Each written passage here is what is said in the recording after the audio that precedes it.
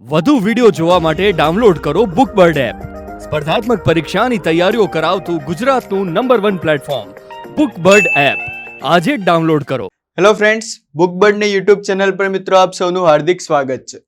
મિત્રો, આપણે જેમ વાત કરી હતી એમ ટાટ હાયર સેકન્ડરી માટે જે વિભાગ 2 માટેની જે કન્ટેન્ટ સિરીઝ છે એના ભાગરૂપે મિત્રો આજે આપણે અહીંયા આવ્યા છે અકાઉન્ટ વિષયને લઈને, રાઈટ? કે જેમાં મિત્રો આપણે જે અકાઉન્ટન્સીનો જે વિષય છે એની મિત્રો આપણે ચર્ચા કરવાના છે, જેના અંતર્ગત તમને ખબર જ હશે કે ભાઈ 100 માર્ક્સનું પેપર છે, જેમાં 80 + 20 80 + 20 કે જેમાં 80 છે કન્ટેન્ટનું રહેશે ને 20 માર્ક્સ કે જે તમે મિત્રો બીએડ એમએડમાં જે તમે શીખ્યા છો એને અનુલક્ષીને હશે, રાઈટ?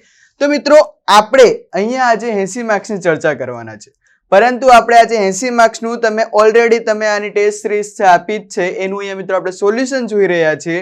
પરંતુ સોલ્યુશનની શરૂઆત કરીએ એના પહેલા તમને જણાવી દઈએ કે ટૂંક સમયમાં જે આવનારી આપણી સબ અકાઉન્ટ સબ ઓડિટરની જે ભરતી છે મિત્રો એની લાઈવ બેચ લઈને બુકબર્ડ છે મિત્રો આવી રહ્યું છે. બહુ જ ટૂંક સમયમાં કમિંગ સૂન છે, સો don't worry, obviously any live batch રહેશે. ઓકે, તો મિત્રો સ્ટાર્ટ કરીએ આપણા પહેલા ક્વેશ્ચનથી કે શું છે. ઓકે, ચલો.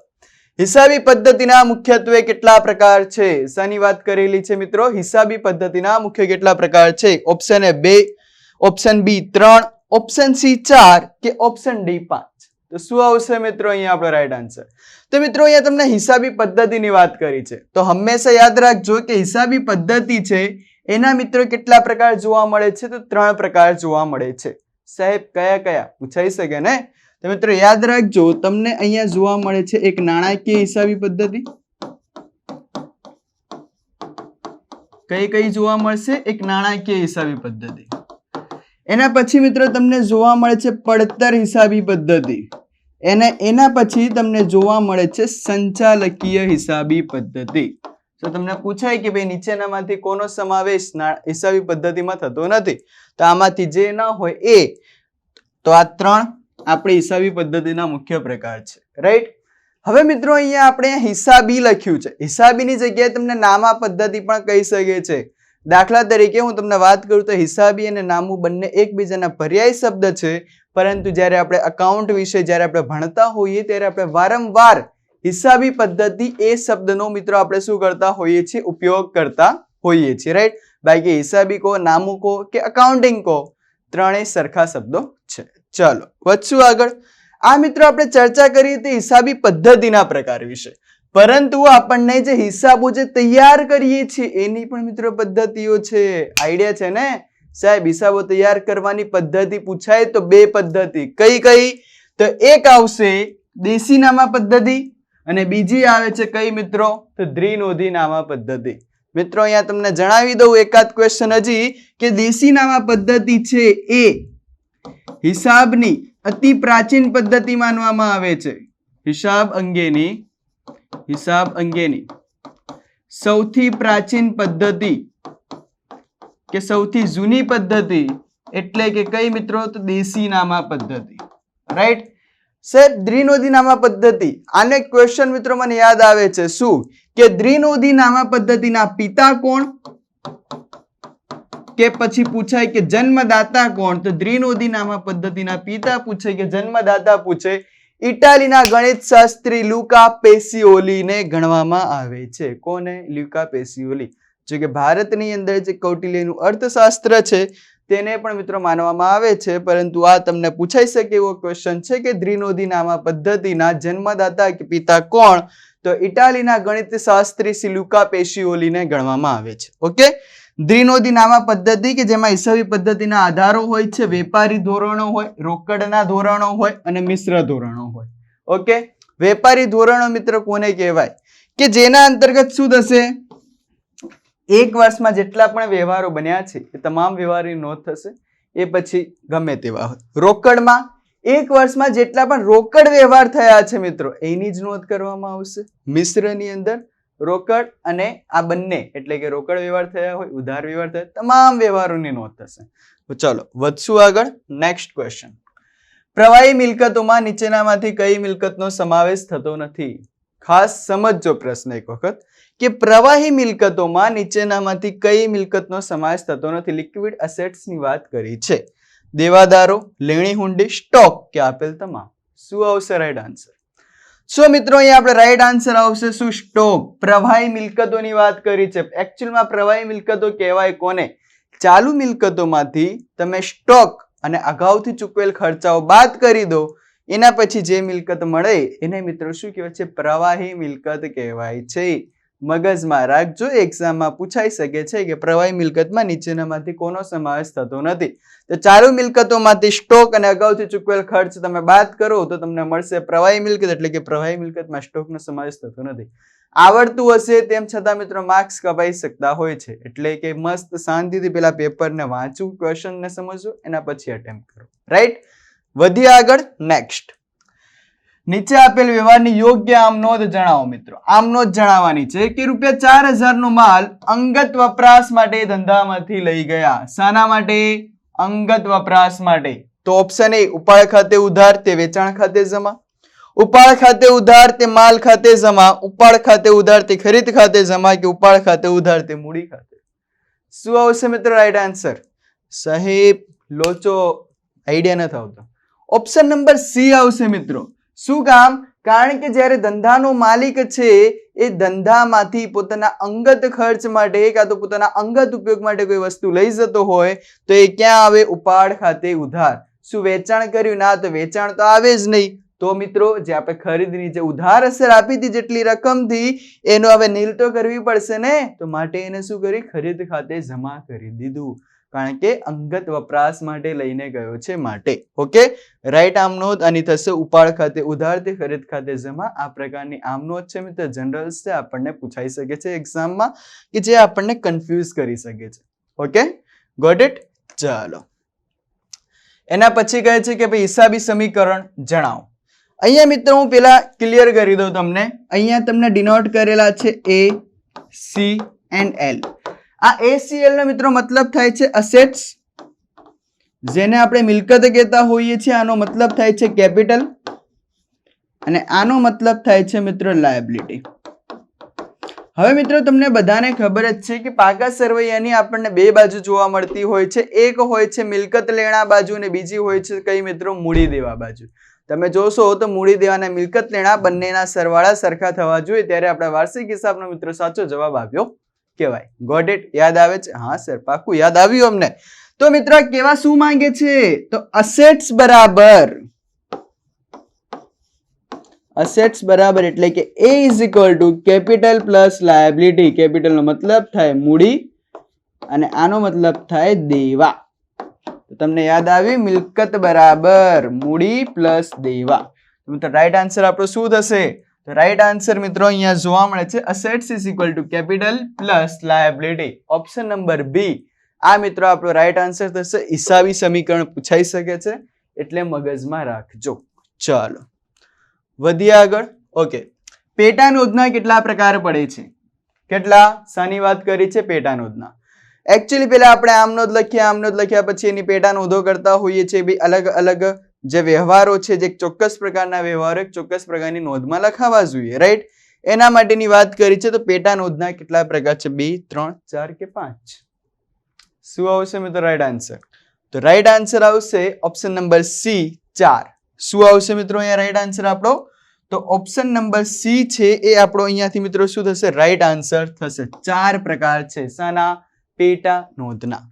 જેમાં રોકડ મેળ એટલે કે મિત્રો જે બી કઈ તમે ખરીદી કરી રહ્યા છો એ રોકડેથી કરો છો, તમામની ક્યાં થશે મિત્રો? રોકડ મેળમાં. દાખલા તરીકે ₹5,000 નો માલ તમે રોકડેથી ખરીદ્યો તો રોકડ મેળમાં. ₹5,000 નો માલ તમે રોકડેથી વેચ્યો તો રોકડ મેળમાં. માલ અંગેની પેટા નોંધો. તો મિત્રો જે બી કઈ ઉધાર માલ છે તમે એની ખરીદી કે વેચાણ કરો છો એના અંદર પણ અલગ અલગ પછી નોંધો છે માલ અંગેની પેટા નોંધમાં. અહીંયા જનરલી વાત કરી રહ્યા છે કે ₹5,000 નો માલ મહેશ પાસેથી ખરીદ્યો. એનો મતલબ સિમ્પલ છે કે વ્યક્તિનું નામ આપ્યું છે તો ઓબ્વિયસલી આ ઉધાર વ્યવહાર જ છે. ₹10,000 નો માલ ભાવિનને વેચ્યો તો મિત્રો આ શું થઈ ગયું? આ પણ થઈ ગયું આપણો ઉધાર વેચાણ જ કહેવાય. રાઈટ.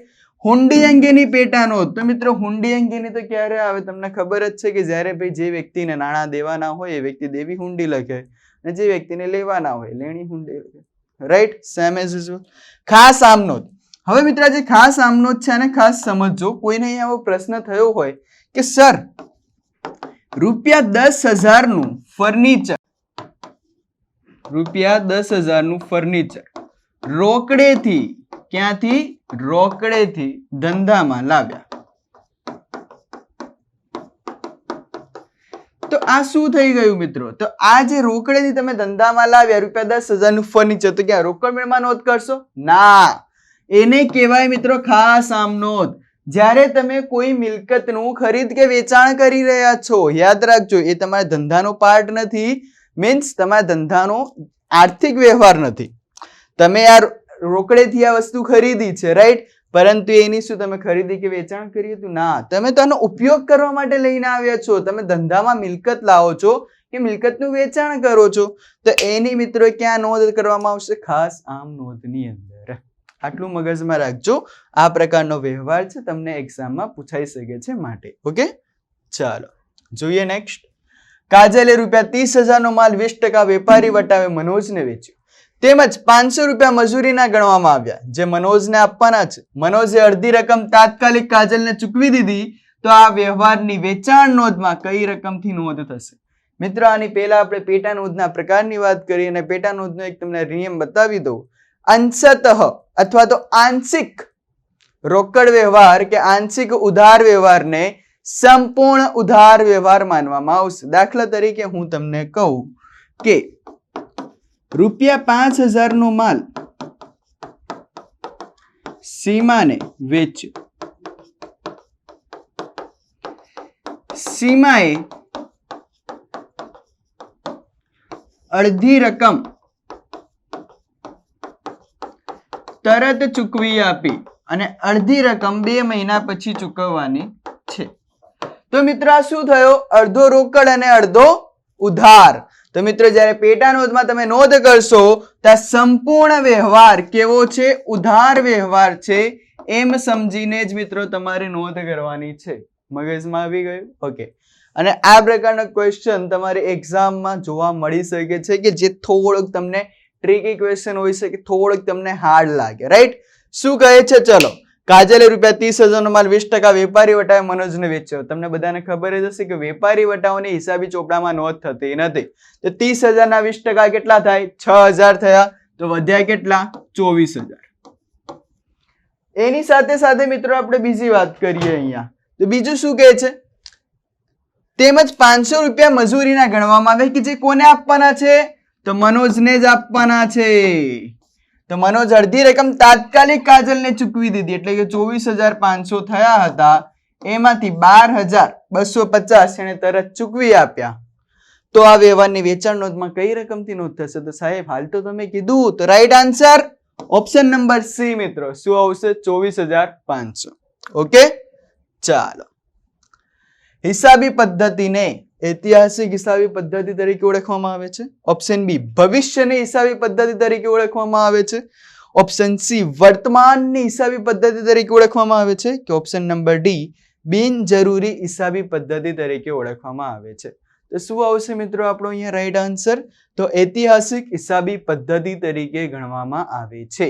શું આવશે? ઓપ્શન નંબર એ હિસાબી પદ્ધતિને ઐતિહાસિક હિસાબી પદ્ધતિ તરીકે ઓળખવામાં આવે છે. યાદ રાખજો. ચાલો વધશું આગળ. નીચેનામાંથી કયો વ્યવહાર અન્ય સ્વરૂપનો વ્યવહાર છે? મિત્રો જ્યારે આવા પ્રકારના ક્વેશ્ચન્સ આવતા હોય, જો વધારે મગજ ન ચાલે તો કઈ જ વધારે વિચારવાનું નહીં. ચારે ઓપ્શન એક વખત રીડ કરી લેવાના, જે તમને અલગ લાગે આપણો રાઈટ આન્સર. ₹5,000 નો માલ ખરીદ્યો, રોકડ વ્યવહાર. ₹5,000 નો માલ બ પાસેથી ખરીદ્યો, ઉધાર વ્યવહાર. ₹5,000 નો માલ ચેકથી ખરીદ્યો, રોકડ વ્યવહાર. ₹5,000 નો માલ આગથી બળી ગયો. મિત્રો આ શું થયું? નુકસાન. તો મિત્રો શું આવશે right answer? Option number D. તમને કીધું હતું આપણે ભાઈ અન્ય સ્વરૂપનો વ્યવહાર કયો છે કે જે રોકડ કે ઉધાર ન હોય તેવા તમામ પ્રકારના વ્યવહાર અન્ય સ્વરૂપના વ્યવહાર. That's simple. ચલો જોઈએ નેક્સ્ટ ક્વેશ્ચન. ઓકે, વસેક. સાહેબ આ શું આવ્યું પાછું? વસેક એટલે કે વસેકનો મતલબ થાય વસ્તુ અને સેવા કર, જેને મિત્રો આપણે બીજા શબ્દોમાં કહેતા હોઈએ છીએ શું? GST, goods and service tax. શું કહેતા હોઈએ છીએ મિત્રો? જેને આપણે ગુડ્સ એન્ડ સર્વિસ ટેક્સ તરીકે ઓળખતા હોઈએ છીએ. તો વસેકમાં કેન્દ્ર અને રાજ્ય સરકારના સમાવિષ્ટ થતા વેરાઓમાં ખાલી જગ્યાનો સમાવેશ થાય છે. પરોક્ષ વેરા, પ્રત્યક્ષ વેરા, પ્રત્યક્ષ અને પરોક્ષ વેરા કે પરોક્ષ અને પ્રત્યક્ષ વેરા. તો મિત્રો શું આવશે આપણો રાઈટ આન્સર? રાઈટ આન્સર આવશે સાહેબ ઓપ્શન નંબર એ. શું કામ? કારણ કે મિત્રો આ જે જીએસટી છે, આ જીએસટી કેવા પ્રકારનો કરવેરો છે? પરોક્ષ કરવેરા છે, જેને આપણે મિત્રો ઇનડાયરેક્ટ ટેક્સ કહેતા હોઈએ છીએ. શું કહેવાય છે? ઇનડાયરેક્ટ ટેક્સ તરીકે જેને આપણે ઓળખતા હોઈએ છીએ કે જે આપણે પરોક્ષ રીતે આપીએ છીએ. શું તમે ડાયરેક્ટ સરકારને જીએસટી આપવા માટે ગયા આજ સુધી? ના સાહેબ, અમે તો જે તે મોલમાંથી જે બી કઈ વસ્તુ ખરીદી એના ઉપર સાહેબ અમે જીએસટી આપી દે. ડીમાર્ટમાંથી વસ્તુ ખરીદવા ગયા તો તમે એમ કહેશો ડીમાર્ટ વાળાને કામ કર ભાઈ, તો જીએસટી વગરની રકમનું બિલ આપ, હું જીએસટી ડાયરેક્ટ સરકારને ભરવા દઈશ. ના, તમે આડકતરી રીતે સરકારને ભરો છો, માટે આને શું કહેવાય છે? પરોક્ષ વેરા તરીકે મિત્રો ઓળખવામાં આવે છે. જીએસટી પોતે પણ એક પરોક્ષ કરવેરા છે.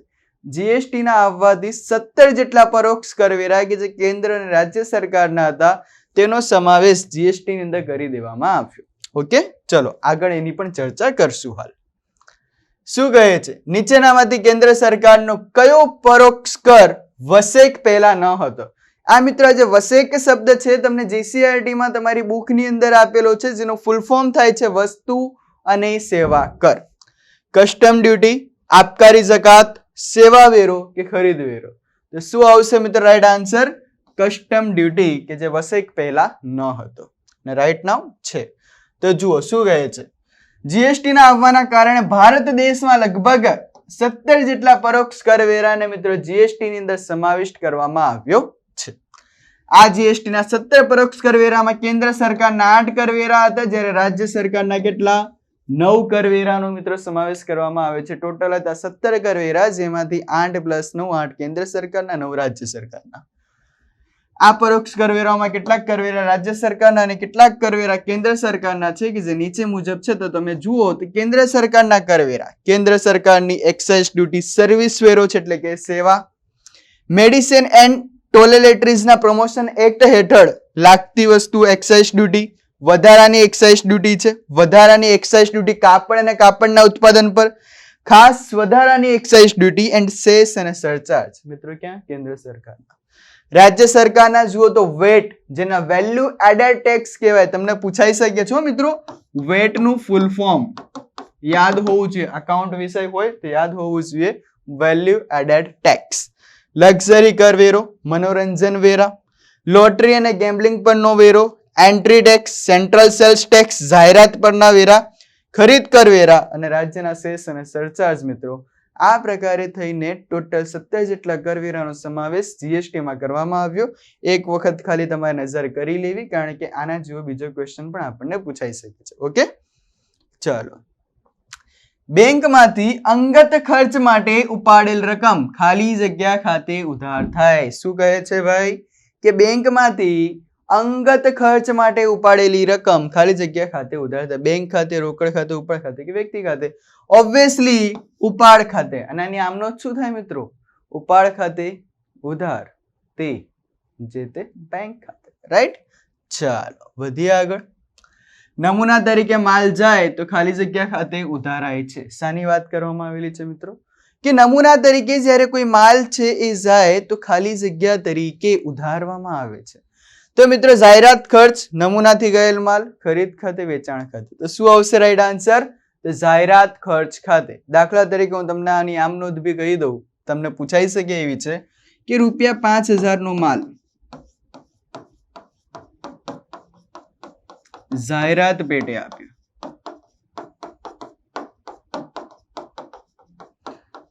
આ મિત્રો તમારો આર્થિક વ્યવહાર થશો.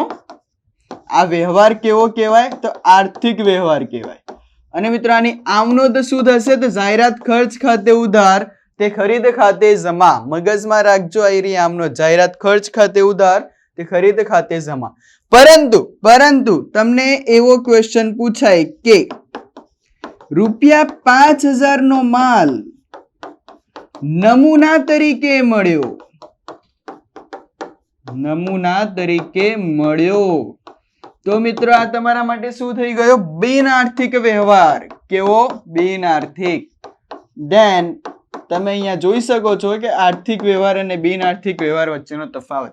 તમે જ્યારે જાહેરાત પેટે માલ આપો છો તો એને કહેવાય છે આર્થિક વ્યવહાર, જે નિયામનો થશે જાહેરાત ખર્ચ ખાતે ઉધાર તે ખરીદ ખાતે જમા. જ્યારે તમને નમૂના તરીકે કોઈ માલ મળે છે મિત્રો તો એનું શું થશે?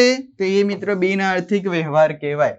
અને ત્યાં આપણી શું પડી જાય? વિકેટ પડી જાય, 1 માર્ક્સ બી જાય, બધું જાય. ઓકે, ચાલો જુઓ.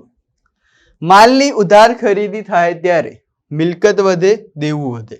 મિલકત ઘટે, દેવું ઘટે. મિલકત વધે, દેવું ઘટે. મિલકત ઘટે અને દેવું વધે. શું કહે છે? માલની ઉધાર ખરીદી થઈ મિત્રો તો ઓબ્વિયસલી આપણા ધંધામાં માલ આવશે એટલે કે આપણી મિલકતમાં વધારો થશે. પરંતુ સાથે સાથે આપણે પૈસા તો આપવાના બાકી ને, તો આપણા માટે શું વધ્યું? દેવું પણ વધ્યું. તો મિલકત વધે, દેવું વધે. દાખલા તરીકે હું તમારી જ વાત કરું, આપણે ધંધાની બી સાઈડમાં મૂકીએ. તમે મારી પાસેથી 5,000 રૂપિયા ઉધાર લીધા, મેં તમને આપ્યા.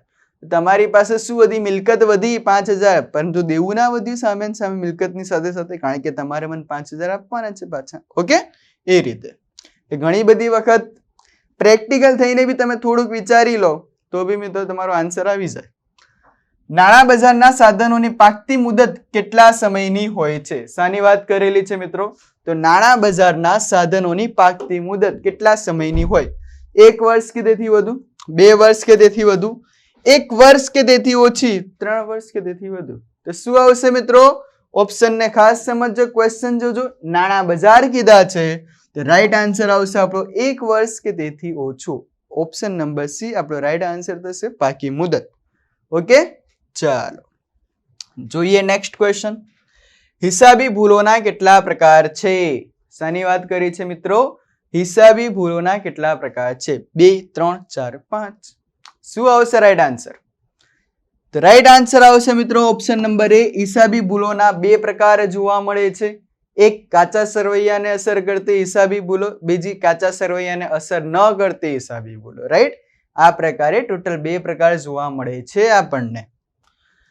ચાલો, ઘસારાની કઈ પદ્ધતિમાં મિલકતની કિંમત ક્યારેય શૂન્ય થતી નથી, તેમજ ઘસારાની રકમ અને મરામત ખર્ચ વચ્ચે સંતુલન જળવાઈ રહે છે? શાની વાત કરેલી છે મિત્રો? ખાસ સમજો કે ઘસારાની એવી કઈ પદ્ધતિ છે કે જેમાં મિલકતની રકમ ક્યારેય શૂન્ય થતી નથી, સાથે ને સાથે ઘસારાની રકમ અને મરામત ખર્ચ વચ્ચે સંતુલન જળવાઈ રહે. સીધી લીટીની પદ્ધતિ, યાંત્રિક કલાક દરની પદ્ધતિ, ઘટતી જતી બાકીની પદ્ધતિ કે ચક્રવૃદ્ધિ વ્યાજની પદ્ધતિ? શું આવશે રાઈટ આન્સર?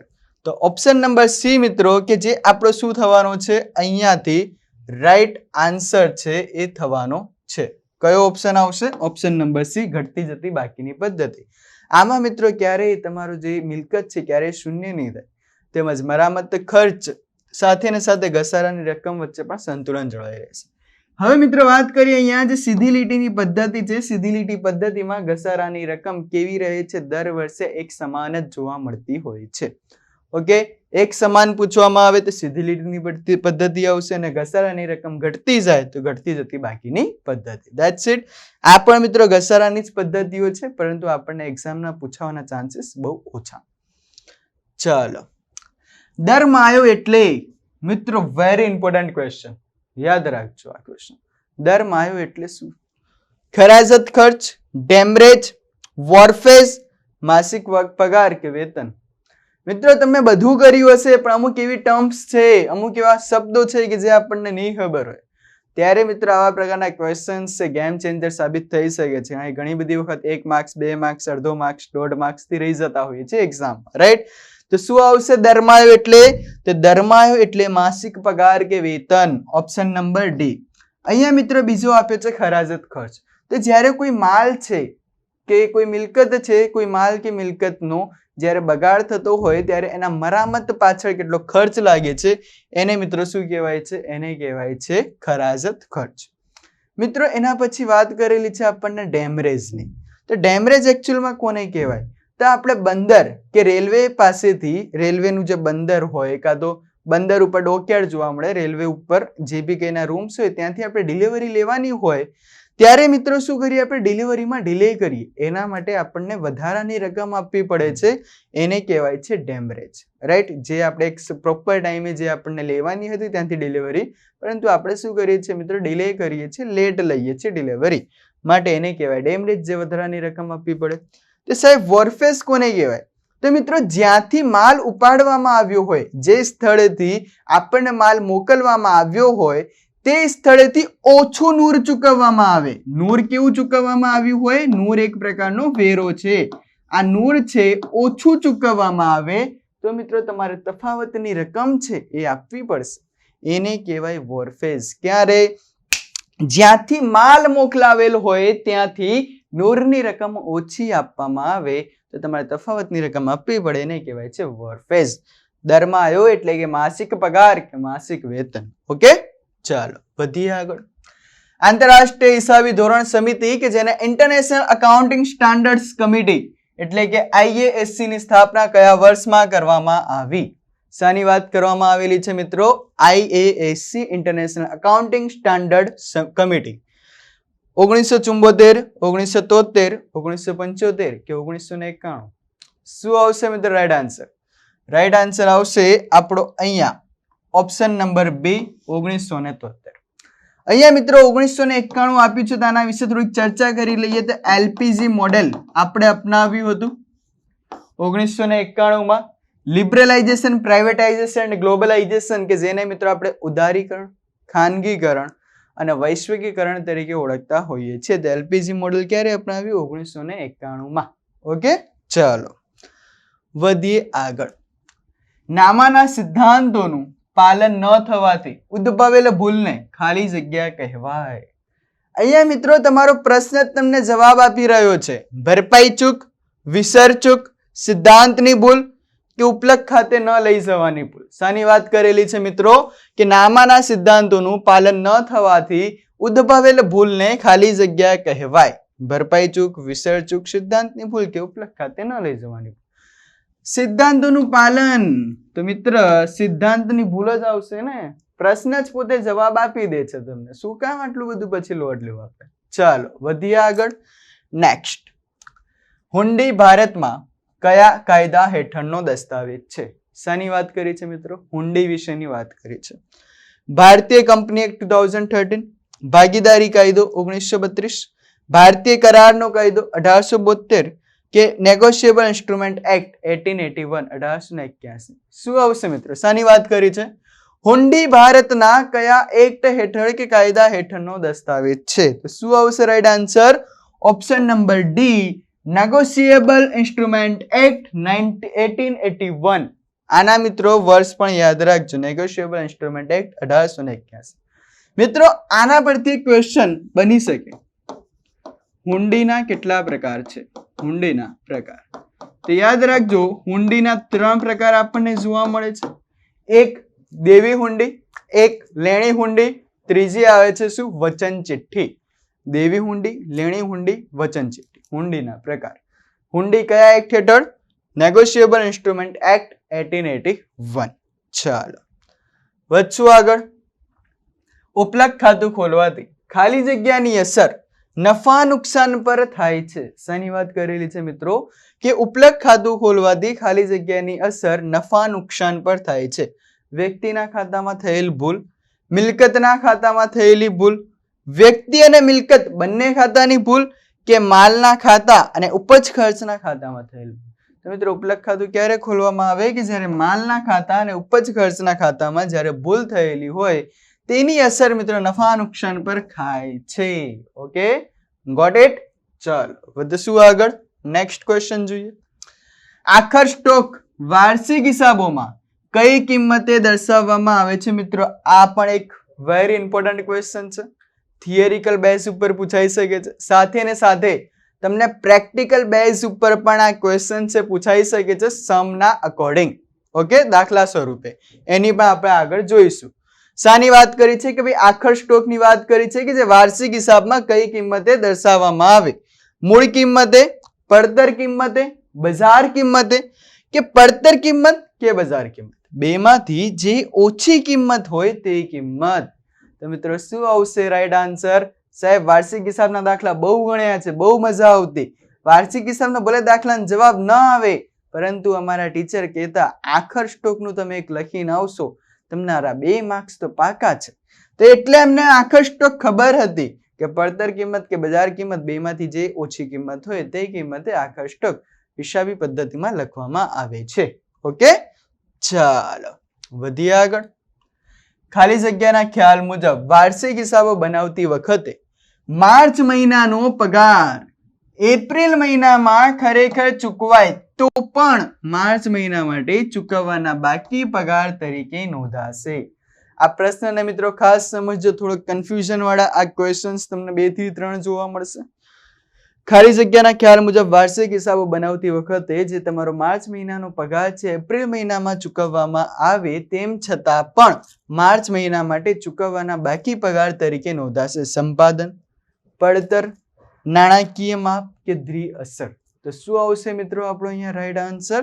તો રાઈટ આન્સર આવશે આપણું સંપાદન. કયા ખ્યાલ મુજબ? તો સંપાદનના ખ્યાલ મુજબ. ઓકે, ચાલો વધીએ આગળ. ખાલી જગ્યાના ખ્યાલ મુજબ જ્યારે પણ ઘસારાની જોગવાઈ કરવાની પદ્ધતિમાં ફેરફાર થયો હોય ત્યારે આવા ફેરફારને નફા કે નુકસાન પર અને મિલકતની કિંમત પર થતી અસર દર્શાવીને તેના નાણાકીય પત્રકોમાં ઉલ્લેખ થવો જોઈએ. પૂર્ણ રજૂઆત, પડતર, ચાલુ પેઢી કે દ્વિઅસર. ફરીથી ક્વેશ્ચન વાંચીએ. ખાલી જગ્યાના ખ્યાલ મુજબ જ્યારે પણ ઘસારાની જોગવાઈ કરવાની પદ્ધતિમાં ફેરફાર થયો હોય ત્યારે આવા ફેરફારની નફા કે નુકસાન પર અને મિલકતની કિંમત પર થતી અસર દર્શાવીને તેના નાણાકીય પત્રકોમાં ઉલ્લેખ થવો જોઈએ. તો શું આવશે? પૂર્ણ રજૂઆત. કઈ? તો પૂર્ણ રજૂઆતના ખ્યાલ મુજબ. ઓકે, ચાલો વધશું આગળ. ધંધાના કોઈ લેણદારને ચૂકવવાની રકમ કોઈ વ્યક્તિ કે આંગડિયા દ્વારા મોકલવામાં આવે ત્યારે તે રકમ લેણદારને બદલે કયા ખાતે ઉધારવામાં આવે છે? મિત્રો દેશીનામા પદ્ધતિનો આ ક્વેશ્ચન છે, એક્ઝામમાં પૂછાઈ શકે એવો ક્વેશ્ચન છે. તો ચલો જુઓ શું કહે છે કે જ્યારે કોઈ લેણદારને કોઈ બી પ્રકારની રકમ ચૂકવવાની છે, આ રકમ વ્યક્તિ કે આંગડિયા દ્વારા મોકલવામાં આવે ત્યારે તે રકમને લેણદારને બદલે કયા ખાતે ઉધાર કરવામાં આવે? તો મિત્રો શું આવશે? શ્રી હથ્થુ ખાતે. કોના ખાતે? શ્રી હથ્થુ ખાતે. Right answer. ઓકે, ચાલો. સુડિયું દનિયું તરીકે નીચેનામાંથી કોને ઓળખવામાં આવે છે? સાહેબ સુડિયું દનિયું આ પાછું શું લઈને આવ્યા તમે નવું? જીસીઆરટી નો ક્વેશ્ચન છે વાલા, એક્ઝામમાં પૂછાઈ શકે એવો ક્વેશ્ચન છે. પેટા નોંધ, બેઠો મેળ, કાચી નોંધ કે રોજ મેળ? શું આવશે મિત્રો રાઈટ આન્સર? તો ઓપ્શન નંબર સી કાચી નોંધને મિત્રો સુડિયું કે દનિયું તરીકે ઓળખવામાં આવતો હોય છે. આ બધા દેશીનામાના ક્વેશ્ચન્સ છે. દેશીનામું મસ્ત વાંચજો, આરામથી તમારા 5 થી 7 માર્ક્સ એમાંથી તમને જોવા મળશે. સ્પેશિયલ એની જે ડેફિનેશન્સ આપેલી છે એની અંદરથી તમને બધી વસ્તુ જોવા મળશે. બેઠો મેળ છે, રોજમેળ છે, કાચી નોંધ છે, સુડિયું દનિયું છે, રાઈટ, દેશાવર છે, હથ્થુ ખાતે છે, શ્રી શાહ ખાતે છે વગેરે જેવા ક્વેશ્ચન્સ. નીચે આપેલ વ્યવહારની યોગ્ય આમ નોંધ લખો. શાની વાત કરવામાં આવેલી છે મિત્રો આપણને? કે નીચે આપેલ વ્યવહારની યોગ્ય આમ નોંધ લખો. ઉત્પાદક પાસેથી ₹4,000 નો માલ મફત નમૂના તરીકે મળ્યો. તો મફત નમૂના તરીકે મળેલ માલ ખાતે ઉધાર, તે ઉત્પાદક ખાતે જમા. બિનઆર્થિક વ્યવહાર છે. જાહેરાત પેટે મળેલ માલ ખાતે ઉધાર, તે ઉત્પાદક ખાતે જમા. આ મિત્રો આપણા માટે શું થયું? કે અને સી બંને. તો રાઈટ આન્સર શું આવશે? સાહેબ તમે આગળના ક્વેશ્ચનમાં અમને શીખવાડ્યું તો મિત્રો ખબર છે ને કે જ્યારે તમે કોઈ વ્યક્તિને જાહેરાત પેટે મફતમાં માલ આપી રહ્યા છો તો શું થશે? જાહેરાત ખર્ચ ખાતે ઉધાર, તે ખરીદ ખાતે જમા. પરંતુ મિત્રો જ્યારે તમે શું કરી રહ્યા છો? જ્યારે તમને કોઈ વ્યક્તિ છે તમને કોઈ આપે છે જાહેરાત પેટે કે નમૂના તરીકે માલ આપે છે તો મિત્રો એ શું થશે? તમારા માટે બિન આર્થિક વ્યવહાર થશે. ઓકે, ચાલો. નમૂના તરીકે માલ વેચવામાં આવે ત્યારે શું કહે છે? નમૂના તરીકે જ્યારે મિત્રો તમે માલ છે વેચો છો ત્યારે મિલકત ઘટે, દેવું ઘટે. મિલકત વધે, દેવું વધે. મિલકત વધે, મૂડી વધે. મિલકત ઘટે, મૂડી ઘટે. હવે મિત્રો એક વસ્તુ સમજો કે જ્યારે તમે કોઈ વ્યક્તિને નમૂના તરીકે માલ વેચો છો તમને એમાંથી આવક થવાની? ના સાહેબ, બિલકુલ આવક થવાની નથી. તો ઓબ્વિયસલી તમારી મિલકતમાં ઘટાડો થશે, સાથે ને સાથે તમારી મૂડી છે, મૂડીમાં પણ મિત્રો શું થશે? ઘટાડો થવાનો છે. તો મિલકત ઘટે, મૂડી ઘટે. Option number D. Okay, practically સમજો. આમ નોંધના ઉધાર અને જમા બંને બાજુના સરવાળા ખાલી જગ્યા થાય છે. સાહેબ આમ નોંધ જનરલ આ તો અમારી બહુ જ ફેવરેટ રહેતી, એક્ઝામમાં સારા એવા માર્ક્સ મળતા માટે. તો આમ નોંધનો ઉધાર બાજુ અને જમા બાજુ બંનેના સરવાળા ખાલી જગ્યા થાય છે. અસમાન, સમાન, ઉધાર કે જમા. ઓબ્વિયસલી શું થશે મિત્રો? ઉધાર જમા બંને બાજુના સરવાળા સમાન થાય, અને જો સમાન ન થાય તો તમે આમ નોંધ ખોટી લખી છે એમ માનવામાં આવતું હતું. ઓકે, ચાલો. આમ નોંધ ખોટી એટલે કે આમ નોંધ સાચી હોય પરંતુ એકાદ વ્યવહાર આગો પાછો થઈ ગયો હોય, કાં તો કોઈ અન્ય ખાતે નોંધાઈ ગઈ હોય, પરંતુ એક્ઝામમાં આપણને ટીચર એવું કહેતા આમ નોંધ ખોટી ગણાશે, માર્ક્સ નહીં મળે જો સરવાળો સરખો ના આવ્યો તો. માટે ખબર છે ભાઈ સરવાળો, ઉધાર અને જમા બંનેના સરવાળા સરખા થવા જોઈએ. ચાલો વધીએ આગળ. ઓકે, રાજ્ય કેન્દ્ર શાસિત પ્રદેશની અંદર પૂર્તિ અંગે, અહીંયા રાજ્ય કે કેન્દ્ર શાસિત પ્રદેશની અંદર પૂર્તિ અંગે, પૂર્તિનો મતલબ થાય છે મિત્રો સપ્લાય અંગે, નીચેનામાંથી કયું સાચું છે? મિત્રો એક વસ્તુ સમજજો કે જ્યારે તમે જીએસટી ને ભણતા હો ત્યારે તમને એના અમુક વર્ડ્સ ઇંગ્લિશમાં તમને વધારે કમ્ફર્ટેબલ રહેશે, પરંતુ આ તમને ગુજરાતીમાં પણ આપેલા છે. જીએસટી છે એ સ્પેશિયલી ડિપેન્ડ કરે છે શાના પર મિત્રો? સપ્લાય ઉપર. એ ટોટલી બેઝ એનો રહેલો છે. રાઈટ, આગળ સમજાવીશ. CGST plus SGST and UT GST, IGST plus SGST and UT GST, CGST plus IGST, IGST minus SGST and UT GST. હવે સાહેબ એટલી તો ખબર પડે અમને કે ભાઈ આ આઈજીએસટી એકલું જ હોય, એની સાથે બીજું કોઈ આવે નહીં. તો ઓબ્વિયસલી રાઈટ આન્સર અમારો શું થશે? CGST plus SGST and UT GST. Simple મતલબ મિત્રો એવો છે કે એક રાજ્ય છે જેનું નામ છે મહારાષ્ટ્ર. મહારાષ્ટ્ર રાજ્યમાં બે સિટી આવેલી છે, એક છે નાગપુર, બીજી છે મુંબઈ. નાગપુરથી મિસ્ટર એ નામનો વ્યક્તિ, આ કોણ છે મિત્રો? વેપારી છે. આવે છે કોણ? મિસ્ટર બી. શું ખરીદવા માટે? તો આપણે લખીએ ફોન ખરીદવા માટે આવ્યું. હવે મિત્રો શું થાય છે? તો આ મિસ્ટર બી આવે છે વેપારી પાસે ફોન ખરીદવા માટે. વેપારી અહીંયા મુંબઈ છે મિત્રો, ફોન છે મોકલી આપશે. તો અહીંયા મિત્રો કયા પ્રકારનું જીએસટી લાગશે? રાજ્યની અંદરો અંદર જ જ્યારે માલનું સપ્લાય થતું હોય તો મિત્રો લાગશે સીજીએસટી પ્લસ એસજીએસટી. ક્યાં છે? CGST plus SGST. પરંતુ મિત્રો આની જગ્યાએ જમ્મુ કાશ્મીર હોય તો સાહેબ, તો મિત્રો ત્યાં પણ એસજીએસટી જ લાગશે. શું કામ? કારણ કે યાદ રાખજો જમ્મુ કાશ્મીર, પુડુચેરી અને દિલ્હી આ ત્રણેયને રાજ્ય તરીકે જ ગણવામાં આવે છે, પરંતુ ચંદીગઢ હોય તો મિત્રો ત્યાં આવશે કયું? CGST and UT GST.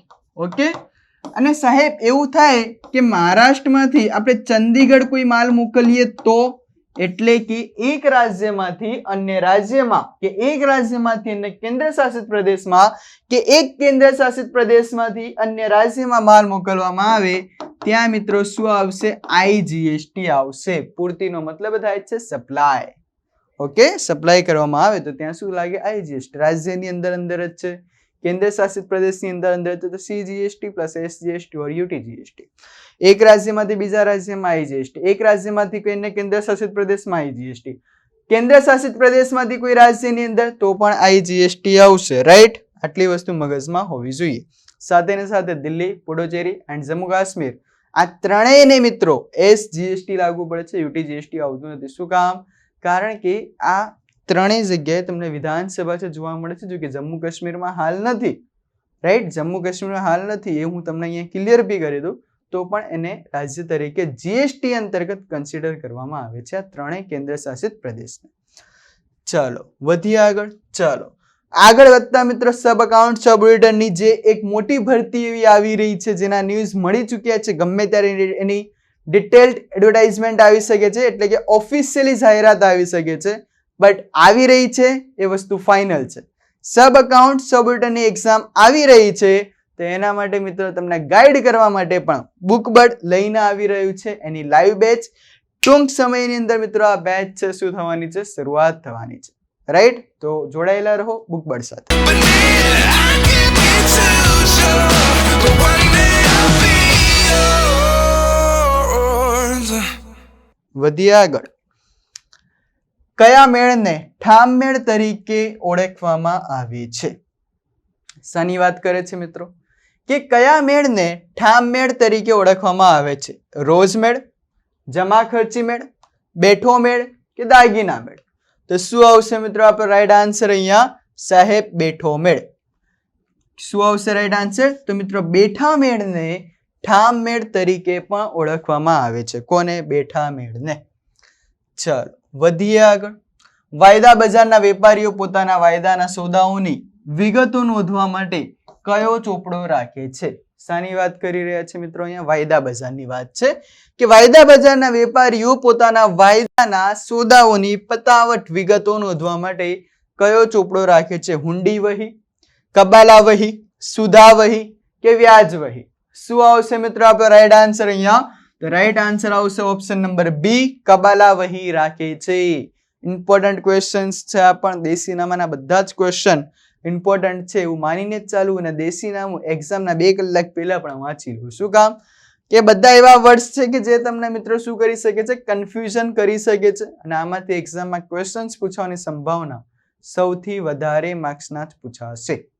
Okay, તો શું કહે છે? વાયદા બજારમાં જે વેપારીઓ છે પોતાના વાયદાઓની સોદાઓની વિગતો નોંધવા માટે કબાલા વહી ચોપડો રાખે છે.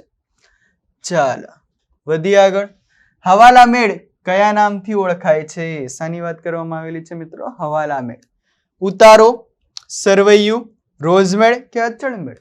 શાની વાત કરી છે મિત્રો આપણને અહીંયા? હવાલા મેળની. તો કયા નામથી આને ઓળખવામાં આવે છે? તો મિત્રો આને ઓળખીએ છીએ આપણે અચળ મેળ તરીકે. કયા મેળ તરીકે? તો અચળ મેળ તરીકે આને ઓળખવામાં આવે છે. બિન વેપારી સંસ્થાના આવક જાવક ખાતાની જમા બાકી ખાલી જગ્યા કહેવાય. શાની વાત કરે છે મિત્રો અહીંયા? બિન વેપારી સંસ્થા કે આવક જાવક ખાતાની જમા બાકી ખાલી જગ્યા. બિન વેપારી સંસ્થા કે મિત્રો જે લોકોનો હેતુ શું નથી હોતો? નફો કમાવાના ઉદ્દેશ્યથી આ લોકો મિત્રો ધંધો કરતા નથી. રાઈટ?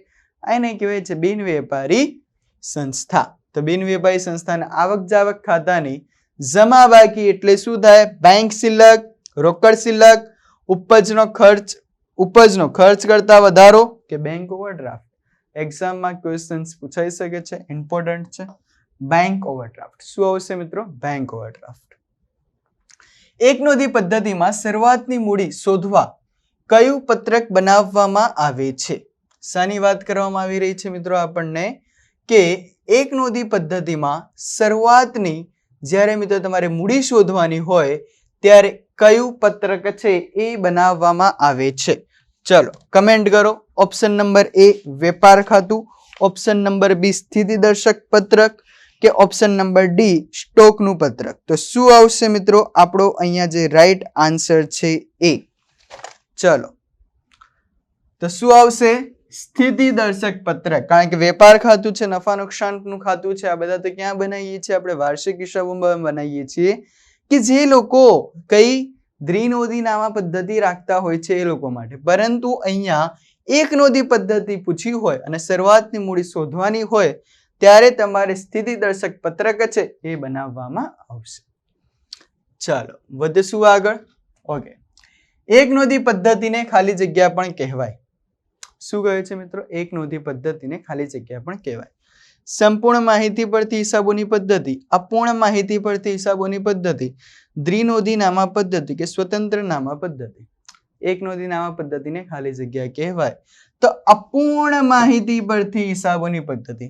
એકચ્યુઅલી એક વસ્તુ સમજો મિત્રો, આ જે એક નોંધી પદ્ધતિ કોણ રાખે છે? તો એક નોંધી પદ્ધતિ છે રાખવાતા હોય છે જે પરચુરણ ધંધા કરે છે, લારી ગલ્લા વાળા વગેરે લોકો, કાં તો જે નાની એવી સ્ટોલ કે દુકાન લઈને બેઠા છે એ લોકો. કારણ કે મિત્રો એ લોકોના વ્યવહારો એટલા વધારે નથી હોતા કે એ લોકો દ્વિનોંધી નામા પદ્ધતિ પ્રમાણે પોતાના વ્યવહારોની નોંધ કરી શકે. એ લોકોના બહુ જ લિમિટેડ વ્યવહાર હોય છે, એ લોકોના બહુ જ લિમિટેડ ટ્રાન્ઝેક્શન્સ થતા હોય છે. કોઈ વ્યક્તિને 50 રૂપિયા કે 100 રૂપિયાની ઉધાર ખરીદી કરતા હોય એ લોકો દિવસે, અને એ પણ બીજા દિવસે એમને પૈસા મળી જવાના હોય. એમના જે બી કંઈ વ્યવહાર થાય છે એમના પોતાના મગજમાં યાદ રાખી શકતા હોય છે. માટે તમે ઘણી બધી વખતે જોશો તો આ જે લારી ગલ્લા વાળા છે આ માત્ર ને માત્ર પોતાની જાવકનો જ હિસાબ રાખતા હોય, કારણ કે આમની આવક શું છે આમને ખબર હોય, અને જાવક બી કેવી કે જે અમુક એવા મિસલેનિયસ જે ખર્ચા હોય એકદમ પરચુરણ ખર્ચા હોય આ લોકો એની જ નોંધ કરતા આ લોકો ઉધાર વ્યવહાર કોઈને આપ્યો હોય તો એની પણ જલ્દીથી આ લોકો નોંધ કરતા નથી તો મિત્રો આને શું કહેવાય એક નોંધીનામા પદ્ધતિ એ મુખ્યત્વે પરચુરણ ધંધો કરનારા લોકો વાપરે છે એક નોંધીનામા પદ્ધતિને અપૂર્ણ માહિતી પડતી હિસાબોની પદ્ધતિ તરીકે પણ ઓળખવામાં આવે છે શું કહેવાય છે અપૂર્ણ માહિતી પડતી હિસાબોની પદ્ધતિ તરીકે પણ ઓળખવામાં આવે છે ચાલો એક પેઢીના ભાગીદાર ગિરીશની ઉપાડની ₹6,000 તથા વહેંચણી પાત્ર નફાની ₹12,000 અસર આપ્યા બાદની આખરની મૂડી ₹96,000 છે તો મૂડી પર વાર્ષિક 8% લેખે મિત્રો વ્યાજ છે એ આપણે અહીંયાથી ગણવાનું થાય છે શું થાય છે મૂડી પર વાર્ષિક કેટલા 8% લેખે વ્યાજ છે એ કેટલું થાય તો એક વસ્તુને અહીંયા ખાસ મગજમાં રાખશું અહીંયા 6,000 નહીં પરંતુ આવશે 16,000 પ્રિન્ટિંગ થોડીક મિસ્ટેક થઈ છે અહીંયા 16,000 આપણે કરી દઈશું અહીંયા મિત્રો આપણને વાત કરી છે કે મૂડી પર વાર્ષિક 8% લેખે વ્યાજ આખરની મૂડી આપી છે હવે અહીંયાથી લોકો શું કરશે તમને ખબર છે સાહેબ આખરની મૂડી આપી દીધી 96,000 ના 8% કરી દો એટલે કે આપણો રાઈટ આન્સર આવી ગયો ના મિત્ર એવું ના કરતા આન્સર તમારો ખોટો પડશે શું કામ કારણ કે અહીંયા તમે મિત્રો મેથ્સ નથી કરી રહ્યા અહીંયા તમે કરી રહ્યા છો અકાઉન્ટના પોતાના અલગ નિયમો તમને જોવા મળતા હોય છે તો મિત્રો હંમેશા યાદ રાખજો કે મૂડી પર વાર્ષિક વ્યાજ છે એ હંમેશા શરૂઆતની મૂડી ઉપર ગણવામાં આવે શરૂઆતની મૂડી પર વ્યાજ ગણવામાં આવે છે સાહેબ અહીંયા તો આખરની મૂડી આપી છે તો શરૂઆતની મૂડી કઈ રીતે શોધી શકાય તે વસ્તુને પણ અહીંયા યાદ રાખજો પૂછી શકે આટલી ઇન્ફોર્મેશન આપી હોય અને તમને કહે કે શરૂઆતની મૂડી કેટલી થાય તો આવડવી જોઈએ આપણને તો જુઓ શું થશે શરૂઆતની મૂડી બરાબર આખરની મૂડી સાથે આની અંદર આપણે શું પ્લસ કરશું ઉપાડ માઇનસ શું કરશું તો આપણને જે નફો આપ્યો છે એ એટલે કે વહેંચણી પાત્ર નફો છે એને આપણે માઇનસ કરીએ તો મિત્રો આપણને શું મળે શરૂઆતની મૂડી મળે શરૂઆતની મૂડી મિત્રો શોધવી હોય તો આખરની મૂડીની અંદર ઉપાડ પ્લસ કરો અને માઇનસ શું કરશો વહેંચણી પાત્ર નફો તો મિત્રો આપણને શું મળશે શરૂઆતની મૂડી મળશે અને વ્યાજ હંમેશા શરૂઆતની મૂડી ઉપર જ ગણવામાં આવે તો સાહેબ અહીંયા શું થઈ શકે તો જુઓ ભાગીદાર ગિરીશ છે તેની ઉપાડ મિત્રો કેટલો આપ્યો છે 16,000 આખરની મૂડી છે 96,000 તો શરૂઆતની મૂડી શોધવી હોય તો આખરની મૂડી હું લખીશ અહીંયા 96,000 પ્લસ 16,000 રૂપિયા શાના આપ્યા છે આપણને ઉપાડ આપ્યો છે માઇનસ વહેંચણી પાત્ર નફો કેટલા 12,000 તો મિત્રો 16 માંથી 12 ગયા તો વધ્યા કેટલા 4,000 96,000 ને પ્લસ 4,000 એટલે કે ટોટલ થયા 1 લાખ રૂપિયા અને 1 લાખના વાર્ષિક 8% વ્યાજ એટલે 8,000 રૂપિયા થાય કેટલું થાય 8,000 મિત્રો ટાઈમ લાગવાનો એક જ રીઝન કે અહીંયા તમને એક્સપ્લેન કર્યું છે આખું સૂત્ર બાકી જો ના કરવાનું હોય તો ધેટ સિમ્પલ 96,000 પ્લસ 16,000 માઇનસ 12,000 16,000 માંથી 12,000 માઇનસ કર્યા 4,000 પ્લસ 96,000 1 લાખ 1 લાખના 8% કેટલા 8,000 વિથિન 10 સેકન્ડ્સ તમારો આન્સર આવી જાય ક્યારે જ્યારે આપણને ખબર હોય ત્યારે બાકી ગેરંટી અડધેથી વધારે 96,000 ના 8% કરવા માટે બેસી ગયા હશે ને તમારો આન્સર એ બી ખોટો આવ્યો હશે તો રાઈટ આન્સર અહીંયા શું આવશે મિત્રો 8,000 આવશે ચલો જોઈએ આગળ મિસ્ટર એ નામની વ્યક્તિ દર મહિનાની શરૂઆતમાં ₹500 નો ઉપાડ કરે છે જો ઉપાડ પર વાર્ષિક 10% લેખે વ્યાજ વસૂલ કરવાનું હોય તો વાર્ષિક ઉપાડ પર વ્યાજ કેટલું થાય મિત્રો અહીંયા શાની વાત કરેલી છે ઉપાડની વાત કરી છે ક્યારે કરે છે દર મહિનાની શરૂઆતમાં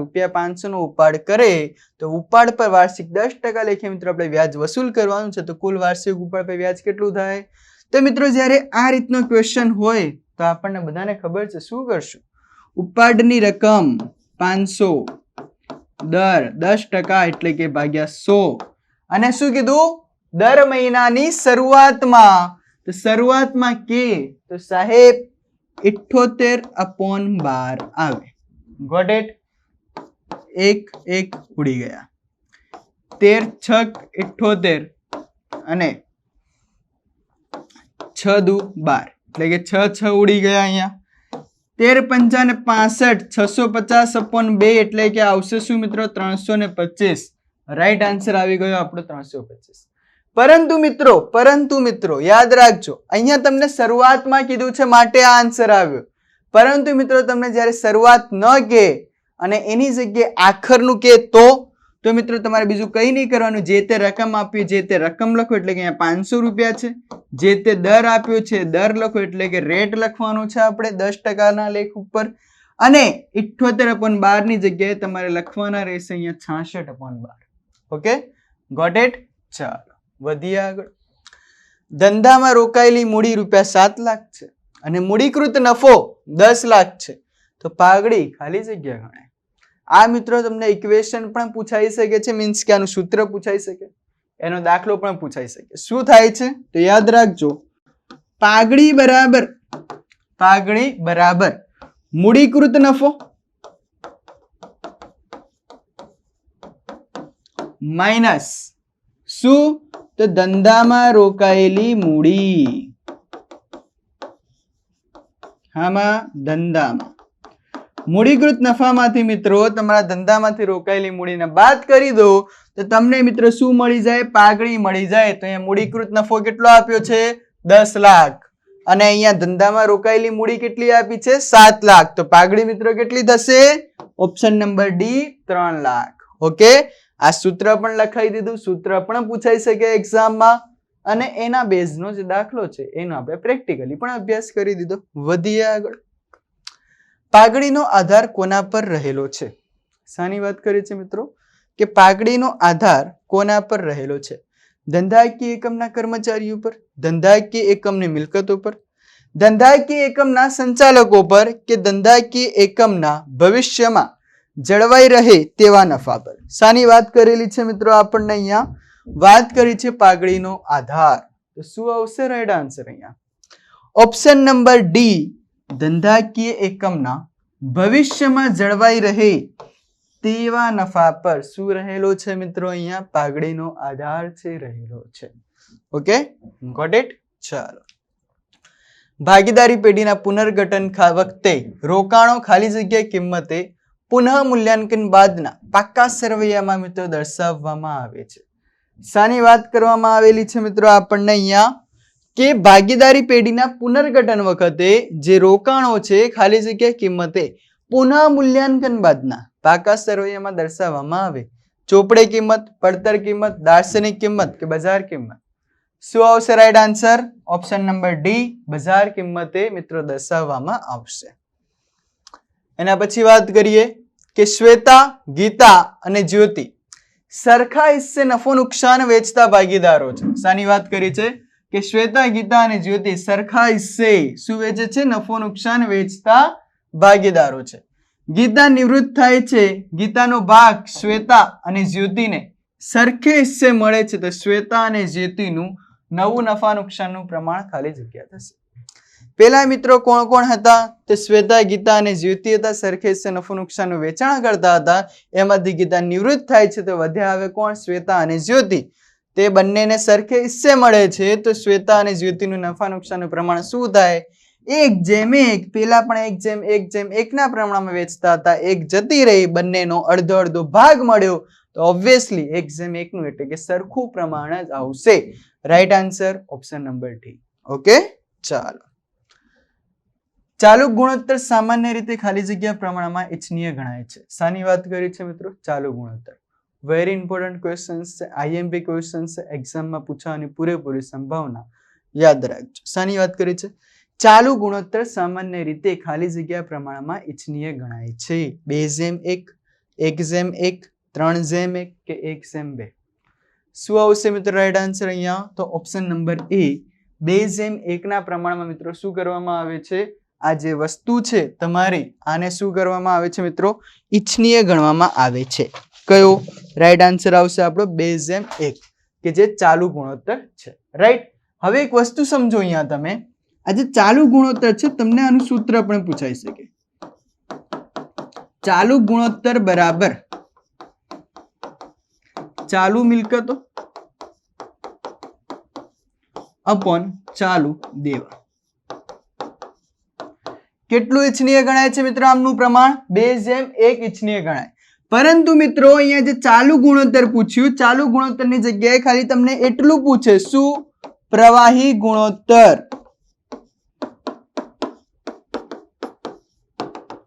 કે પ્રવાહી ગુણોત્તર સામાન્ય રીતે ખાલી જગ્યા પ્રમાણમાં ઇચ્છનીય ગણાય છે.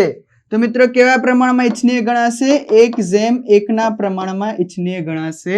આ બંને ક્વેશ્ચન્સ માંથી મિત્રો કોઈ બી આવી શકે છે, ચાલુ ગુણોત્તર અને પ્રવાહી ગુણોત્તર. ચાલુ ગુણોત્તર 2:1 ના પ્રમાણમાં ઇચ્છનીય ગણાય, પ્રવાહી ગુણોત્તર 1:1 ના પ્રમાણમાં. પ્રવાહી ગુણોત્તર મિત્રો શોધવું હોય તો પ્રવાહી મિલકતો અપોન ચાલુ દેવા, આટલી વસ્તુ મગજમાં આવી. સાથે ને સાથે પ્રવાહી મિલકતો સાહેબ શોધવી હોય તો મિત્રો પ્રવાહી મિલકતો શોધવાનું એક જ સૂત્ર છે, ચાલુ મિલકતો માઇનસ. શું કરશો મિત્રો? આપણે ચાલુ મિલકતમાંથી આપણે માઇનસ કરવાના છે. શું? તો સ્ટોક તેમજ અગાઉથી ચૂકવેલ ખર્ચા. અગાઉથી ચૂકવેલ ખર્ચ, આ બંને વસ્તુને મિત્રો શું કરી દેવાની છે? માઇનસ કરી દેવાની છે. ચાલુ મિલકતમાંથી મિત્રો જ્યારે તમે સ્ટોક અને અગાઉથી ચૂકવેલ ખર્ચા છે એને તમે માઇનસ કરી તો તમને મળી જશે પ્રવાહી મિલકત. પ્રવાહી મિલકત પણ તમને શોધવાનું પૂછી શકે. પ્રવાહી ગુણોત્તર સામાન્ય રીતે ખાલી જગ્યા પ્રમાણમાં ઇચ્છનીય ગણાય 1:1 ના પ્રમાણમાં. પ્રવાહી ગુણોત્તર શોધવાનું સૂત્ર પૂછી શકે. ચાલુ ગુણોત્તર શોધવાનું સૂત્ર પૂછી શકે. ચાલુ ગુણોત્તર કેટલા પ્રમાણમાં ઇચ્છનીય ગણાય? તો 2:1 ના પ્રમાણમાં. તો આ મેટર આખી યાદ રાખજો, એક્ઝામમાં પૂછાઈ શકે એવો દાખલો છે. રાઈટ? ચલો, આમ નોંધ એ નામાનો મૂળભૂત ચોપડો છે, પાયાનો ચોપડો છે, પ્રથમ ચોપડો છે કે A, B અને C ત્રણેય છે. શાની વાત કરેલી છે મિત્રો? અહીંયા આમ નોંધની વાત કરી છે, નામાની વાત કરી છે કે આમ નોંધ એ નામાનો મૂળભૂત ચોપડો છે, પાયાનો ચોપડો છે અને પ્રથમ ચોપડો પણ છે. તો A, B, C અને ત્રણેય આવશે. શું આવશે? A, B, C ત્રણેય. ચાલો, બદલા પદ્ધતિમાં નીચેનામાંથી કયું વિધાન સાચું નથી? મિત્રો અહીંયા બદલા પદ્ધતિની વાત કરી છે. આ બદલા પદ્ધતિ એટલે કે મેં બદલા લૂંગા નહીં, એટલે એ નથી યાર. અહીંયા છે સાટા પદ્ધતિ, જેમાં વસ્તુ કે સેવાના બદલામાં વસ્તુ કે સેવાની શું થાય મિત્રો? અદલા બદલી થતી હતી. શું થાય? વસ્તુ કે સેવાના બદલામાં વસ્તુ કે સેવાની અદલા બદલી થાય, જેને આપણે સાટા પદ્ધતિ કહેતા હોઈએ છીએ, એની વાત કરી છે. સાટા પદ્ધતિ કે બદલા પદ્ધતિમાં નીચેનામાંથી કયું વિધાન સાચું નથી?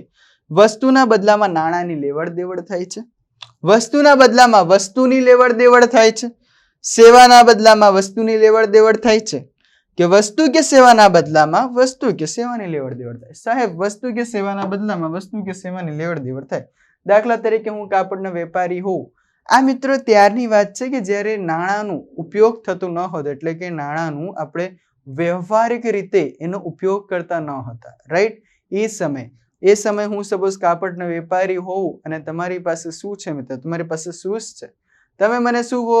1 મીટર કાપડ આપો, હું તમને 2 પગના શૂઝ બનાવી આપું. વસ્તુના બદલામાં વસ્તુની આપલે થઈ રહી છે. રાઈટ? હું સપોઝ એ સમય શિક્ષક હોઉં તો હું શું કહું? હું તમને ભણાવીશ, તમારે મને અનાજ આપવું પડશે. હું તમને ભણાવું, તમે મને અનાજ આપો. વસ્તુના બદલામાં હું તમને સેવા આપી રહ્યો છું. રાઈટ? એટલે કે વસ્તુ કે સેવાના બદલામાં વસ્તુ કે સેવાની લેવડ દેવડ. ચલો વધશું આગળ. ઓકે, હુંડીનું નવીનીકરણ એટલે શાની વાત કરી છે મિત્રો? અહીંયા હુંડીનું નવીનીકરણ એટલે ઓપ્શન એ, જૂની હુંડીને ફરીથી સારા અક્ષરે લખવામાં આવે. જૂની હુંડી પર નવો રેવન્યુ સ્ટેમ્પ લગાડવામાં આવશે. જૂની હુંડીને બદલે નવી હુંડી નવી મુક્ત સાથે લખવામાં આવે છે, કે જૂની હુંડીને બદલે ઈમેલ દ્વારા હુંડી મોકલવામાં આવે છે. ઓબ્વિયસલી મિત્રો રાઈટ આન્સર શું થશે અહીંયા? ઓપ્શન નંબર સી, કે જૂની હુંડીનું નવીનીકરણ એટલે જૂની હુંડીને બદલે નવી હુંડી નવી મુક્ત સાથે, નવી મુદત સાથે, રાઈટ, નવી મુદત સાથે લખવામાં આવે છે. ચાલો, ધંધાની આર્થિક પરિસ્થિતિ ખાલી જગ્યા રજૂ કરે છે. કાચું સરવૈયું, વેપાર ખાતું, નફા નુકસાન ખાતું કે પાકું સરવૈયું? શાની વાત કરવામાં આવેલી છે મિત્રો અહીંયા આપણે? તો ધંધાની આર્થિક પરિસ્થિતિ છે એ ખાલી જગ્યા છે એ રજૂ કરે છે. તો શું આવશે રાઈટ આન્સર આપણો? પાકું સરવૈયું, કે જે ધંધાની મિત્રો શું કરે છે? આર્થિક પરિસ્થિતિ છે એને રજૂ કરે છે. વધીએ આગળ. કઈ પદ્ધતિના હિસાબો લખવા માટેની ભારતની અતિ પ્રાચીન પદ્ધતિ માનવામાં આવે છે કે ભારતની અતિ પ્રાચીન પદ્ધતિ છે? ભારતની કઈ? દેશીનામા, દ્વિનોધી, એકનોધી કે દેશીનામા પદ્ધતિ ને દ્વિનોધીનામા પદ્ધતિ બંને? શું કહે છે મિત્રો આપણને કે ભારતની હિસાબો લખવા માટેની સૌથી પ્રાચીન પદ્ધતિ કઈ છે? તો યાદ રાખજો, દેશીનામા પદ્ધતિ એ ભારતની હિસાબો લખવા માટેની અતિ પ્રાચીન પદ્ધતિ છે. દ્વિનોધીનામા પદ્ધતિ આધુનિક પદ્ધતિ છે. જો કે વર્તમાન સમયમાં દેશીનામા પદ્ધતિનો લોકો ઉપયોગ નથી કરતા, મોસ્ટલી દ્વિનોધીનામા પદ્ધતિનો ઉપયોગ કરે છે. તો એ બી પૂછાઈ શકે વર્તમાન સમયમાં હિસાબો કઈ પદ્ધતિએ વધુ લખવામાં આવે છે, કે હિસાબો લખવાની આધુનિક પદ્ધતિ કઈ છે? દ્વિનોધીનામા પદ્ધતિ. દ્વિનોધીનામા પદ્ધતિના તમને જન્મદાતા પૂછવામાં આવે તો કોણ? પિતા પૂછવામાં આવે તો કોણ? ઇટાલીના ગણિતશાસ્ત્રી Luca Pacioli. Okay, got it. ભારતના પૂછાય તો હિસાબો લખવા માટે ભારતના પિતા કે કોઈ પૂછાય તો ભાઈ અર્થ જે ચાણક્યએ લખ્યું હતું અર્થશાસ્ત્ર એમને માનવામાં આવે છે, તો ચાણક્ય આવશે. બટ એ નહીં પૂછાય, એવી કોન્ટ્રોવર્સીમાં લોકો નહીં પડે. બટ યસ, લ્યુકા પેસિયોલી ઇટાલીના છે, ગણિતશાસ્ત્રી હતા, જેને દ્વિનોધીનામા પદ્ધતિના જન્મદાતા કહેવાય છે અને એક્ઝામમાં પૂછવાની પૂરેપૂરી સંભાવના. ચાલો વધશું આગળ. મૂડી પ્રકારના ખર્ચા ક્યાં દર્શાવાય છે? શાની વાત કરેલ છે મિત્રો અહીંયા? કે મૂડી પ્રકારના જે ખર્ચા છે ક્યાં દર્શાવવામાં આવે? પાકા સરવૈયામાં મિલકતો બાજુ, પાકા સરવૈયામાં જવાબદારી બાજુ, ઉપજ ખર્ચ ખાતાની ઉધાર બાજુ કે આવક જાવક ખાતાની ઉધાર બાજુ? શાની વાત કરી છે ભાઈ? મૂડી પ્રકારના ખર્ચા ક્યાં દર્શાવવામાં આવે? તો ઓબ્વિયસલી મિત્રો આ જે વસ્તુ છે આ ક્યાં આવશે? તો રાઈટ આન્સર આવશે આપણી કે મૂડી પ્રકારના ખર્ચા પાકા સરવૈયામાં મિલકતો બાજુ આપણે કરતા હોય છે. અહીંયા મૂડી પ્રકારના ખર્ચાની વાત કરી છે, મૂડીની વાત નથી કરી. મૂડી પૂછવામાં આવે તો પાકા સરવૈયામાં જવાબદારી બાજુ મૂડી દેવા. પરંતુ જ્યારે મૂડી પ્રકારના ખર્ચા એટલે કે આપણે ધંધામાં જે મિલકતો લાવીએ છીએ એના પ્રકારના ખર્ચની વાત કરી છે તો તે મિલકતો બાજુ આવશે. ઓબ્વિયસલી વસ્તુ છે. ચાલો વધશું આગળ. નેક્સ્ટ, એકનોધી હિસાબી પદ્ધતિનો ઉપયોગ કોણ કરે છે? એકનોધી હિસાબી પદ્ધતિ કોણ ઉપયોગ કરે છે? મોટા વેપારી, પરચુરણ ધંધા કરનાર, જાહેર કંપની કે સરકારી કંપની? તો હાલ જ મિત્રો આ તો આપણે ચર્ચા કરી ચૂક્યા છે કે ભાઈ પરચુરણ ધંધા કરનારા લોકો છે, જે લારી ગલ્લા વાળા છે, કે જે નાની એવી શોપ લઈને બેઠા છે, જે લોકોના ધંધાકીય વ્યવહાર એટલા વધારે નથી, એ લોકો મિત્રો શું કરે છે? તો એકનોધી હિસાબી પદ્ધતિનો ઉપયોગ કરતા હોય છે. ઓકે, તો રાઈટ આન્સર શું આવશે મિત્રો? અહીંયા આપણો જોઈ લઈએ, એક વખત ટીક કરી દઈએ, એના પછી વધીએ. તો પરચુરણ ધંધા કરનારા. ઓકે, ચાલો.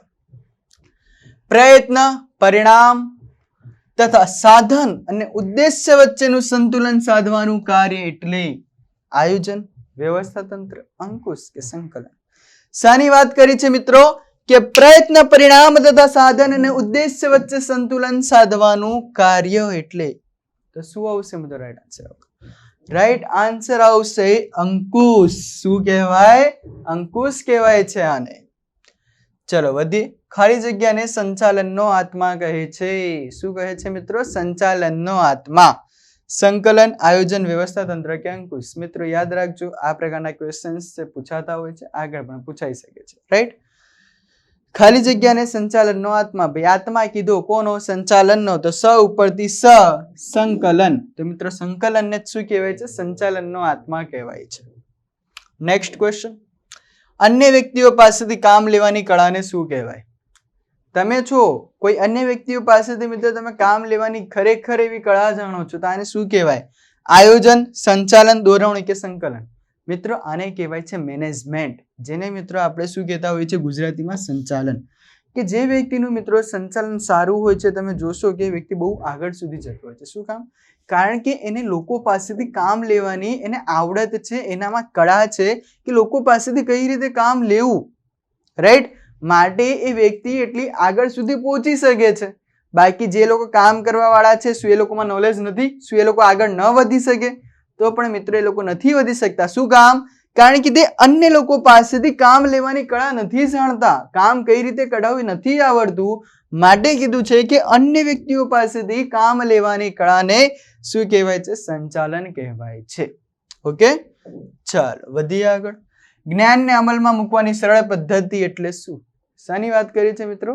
કે જ્ઞાનને અમલમાં મૂકવાની સરળ પદ્ધતિ એટલે શું? વ્યવસાય, વિજ્ઞાન, કળા કે દોરવણી? અહીંયા જ્ઞાનને અમલમાં મૂકવાનું છે મિત્રો. તો શું આવશે રાઈટ આન્સર આપણો? વિજ્ઞાન. જ્ઞાનને અમલમાં મૂકવાની સરળ પદ્ધતિ એટલે મિત્રો શું કહેવાય છે ને? વિજ્ઞાન તરીકે ઓળખવામાં આવે છે. ચાલો વધીએ આગળ. નીચેના પૈકી કોઈ એકનો માનવ સંસાધન સંચાલનમાં સમાવેશ થતો નથી. શાની વાત કરી છે મિત્રો? Very important question. માનવ સંસાધન સંચાલનમાં સમાવેશ થતો નથી. સમારકામ અને જાળવણી, તાલીમ અને વિકાસ, બઢતી અને બદલી, ભરતી અને પસંદગી. A, B, C or D? શું આવશે આપણો રાઈટ આન્સર અહીંયા મિત્રો? તો રાઈટ આન્સર આવશે અહીંયા સમારકામ અને જાળવણી. ઓપ્શન નંબર A મિત્રો. આ શું થશે આપણો અહીંયાથી? રાઈટ આન્સર થશે. યાદ રાખજો કે નીચેના પછી કોઈનો સમાવેશ માનવ સંસાધન સંચાલનમાં સમાવેશ થતો નથી. સમારકામ અને જાળવણી. શું કામ? તાલીમનો થાય છે, બઢતીનો થાય છે, ભરતીનો થાય છે, વિકાસનો થાય છે, બદલીનો થાય છે અને પસંદગીનો. ત્રણેયના સમાવેશ થાય છે, પરંતુ સમારકામ અને જાળવણીનો સમાવેશ માનવ સંસાધન સંચાલનમાં થતો નથી. ચાલો વધશું આગળ. શ્રમ વિભાજનના અમલ દ્વારા નીચેનામાંથી કઈ પ્રવૃત્તિ શક્ય બને છે? શાની વાત કરી છે? શ્રમ વિભાજનના અમલ દ્વારા એકત્રીકરણ, વિશિષ્ટીકરણ, સરળીકરણ કે સંકલન? અહીંયા મિત્રો શ્રમ વિભાજનની વાત કરી છે એટલે કે શ્રમ છે એનું વિભાજન કરવામાં આવી રહ્યું છે. શ્રમનું વિભાજન. તો મિત્રો શું થશે? એકત્રીકરણ સાહેબ કોઈ હાલતમાં ના થાય. સરળીકરણ હા આ બની શકે છે. સંકલન સાહેબ વિભાજન કર્યું તો સંકલન કેવા પ્રકારનું? વિશિષ્ટીકરણ. યસ, વિશિષ્ટીકરણ. સાહેબ એક વસ્તુ સમજો, તમે અહીંયા શ્રમ વિભાજનની વાત કરી છે. શ્રમ વિભાજનનો મતલબ શું થાય? કે જે બી કઈ શ્રમિકો છે આ શ્રમિકોમાંથી જે બી કઈ શ્રમિક કેવો રહેશે? કે જે પોતાના ક્ષેત્રમાં વિશિષ્ટતા દર્શાવે છે તેને એ પ્રકારનું કામ આપવામાં આવશે. દાખલા તરીકે આજે હું છું તો ભાઈ હું અકાઉન્ટ વિષય ભણાવી શકું છું, લો સબ્જેક્ટ ભણાવી શકું છું. તો મારા વિષયમાં શું આવ્યું? Account, law and current affairs. તો હું ભણાવી શકું. પરંતુ તમે મને એમ કહો કે સાહેબ તમારે સાયન્સ એન્ડ ટેક ભણાવવાનું છે, તો શું હું ખરેખર તમને ન્યાય આપી શકીશ આ વિષય માટે? ના. શું કામ? કારણ કે મિત્ર મારું અહીંયા વિશિષ્ટીકરણ નથી. એટલે આજે સપોઝ હું પોતે એક સંસ્થા લઈને ઊભો થઈ જાઉં કે ચલો ભાઈ કાલથી આપણે એક નવી સંસ્થા આપણે અહીંયા ભણાવીશું, તો શું બધા વિષય હું ભણાવી શકીશ? ના. પરંતુ એના માટે એક્સપર્ટ અલગ અલગ ફેકલ્ટીઝ હશે કે જે મિત્રો હું શું કરી રહ્યો છું? શ્રમ વિભાજન કરી રહ્યો છું. વિશિષ્ટીકરણ એનાથી શક્ય બને છે. ઓકે, તો આટલી વસ્તુ મગજમાં હોવી જોઈએ. ચાલો, તમે તમારા માણસોને સાચવો, તમારા માણસો બાકીનું તમારું બધું જ સાચવી લેશે. આ વિધાન કોણે કહ્યું? Very very very important question. તમે તમારા માણસોને સાચવો, તમારા માણસો તમારું બધું જ સાચવી લેશે. આ વિધાન કોણે કીધું?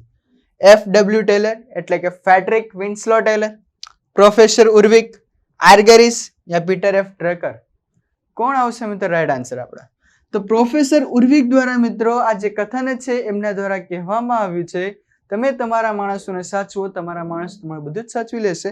માટે મિત્રો તમે જોશો કે ઘણા બધા એવા જે મોટા મોટા જે ધંધાકીય એકમ છે, લાઈક કંપની છે, કાં તો તમે નામ સાંભળ્યું છે સુરતમાં એક હીરાના વેપારી છે કે જે પોતાના કર્મચારીઓને કંઈક ને કંઈક સરપ્રાઈઝ ગિફ્ટ આપતા હોય છે કે જેમાં કાર કે એવું કંઈક વસ્તુ આપે છે. શું કામ?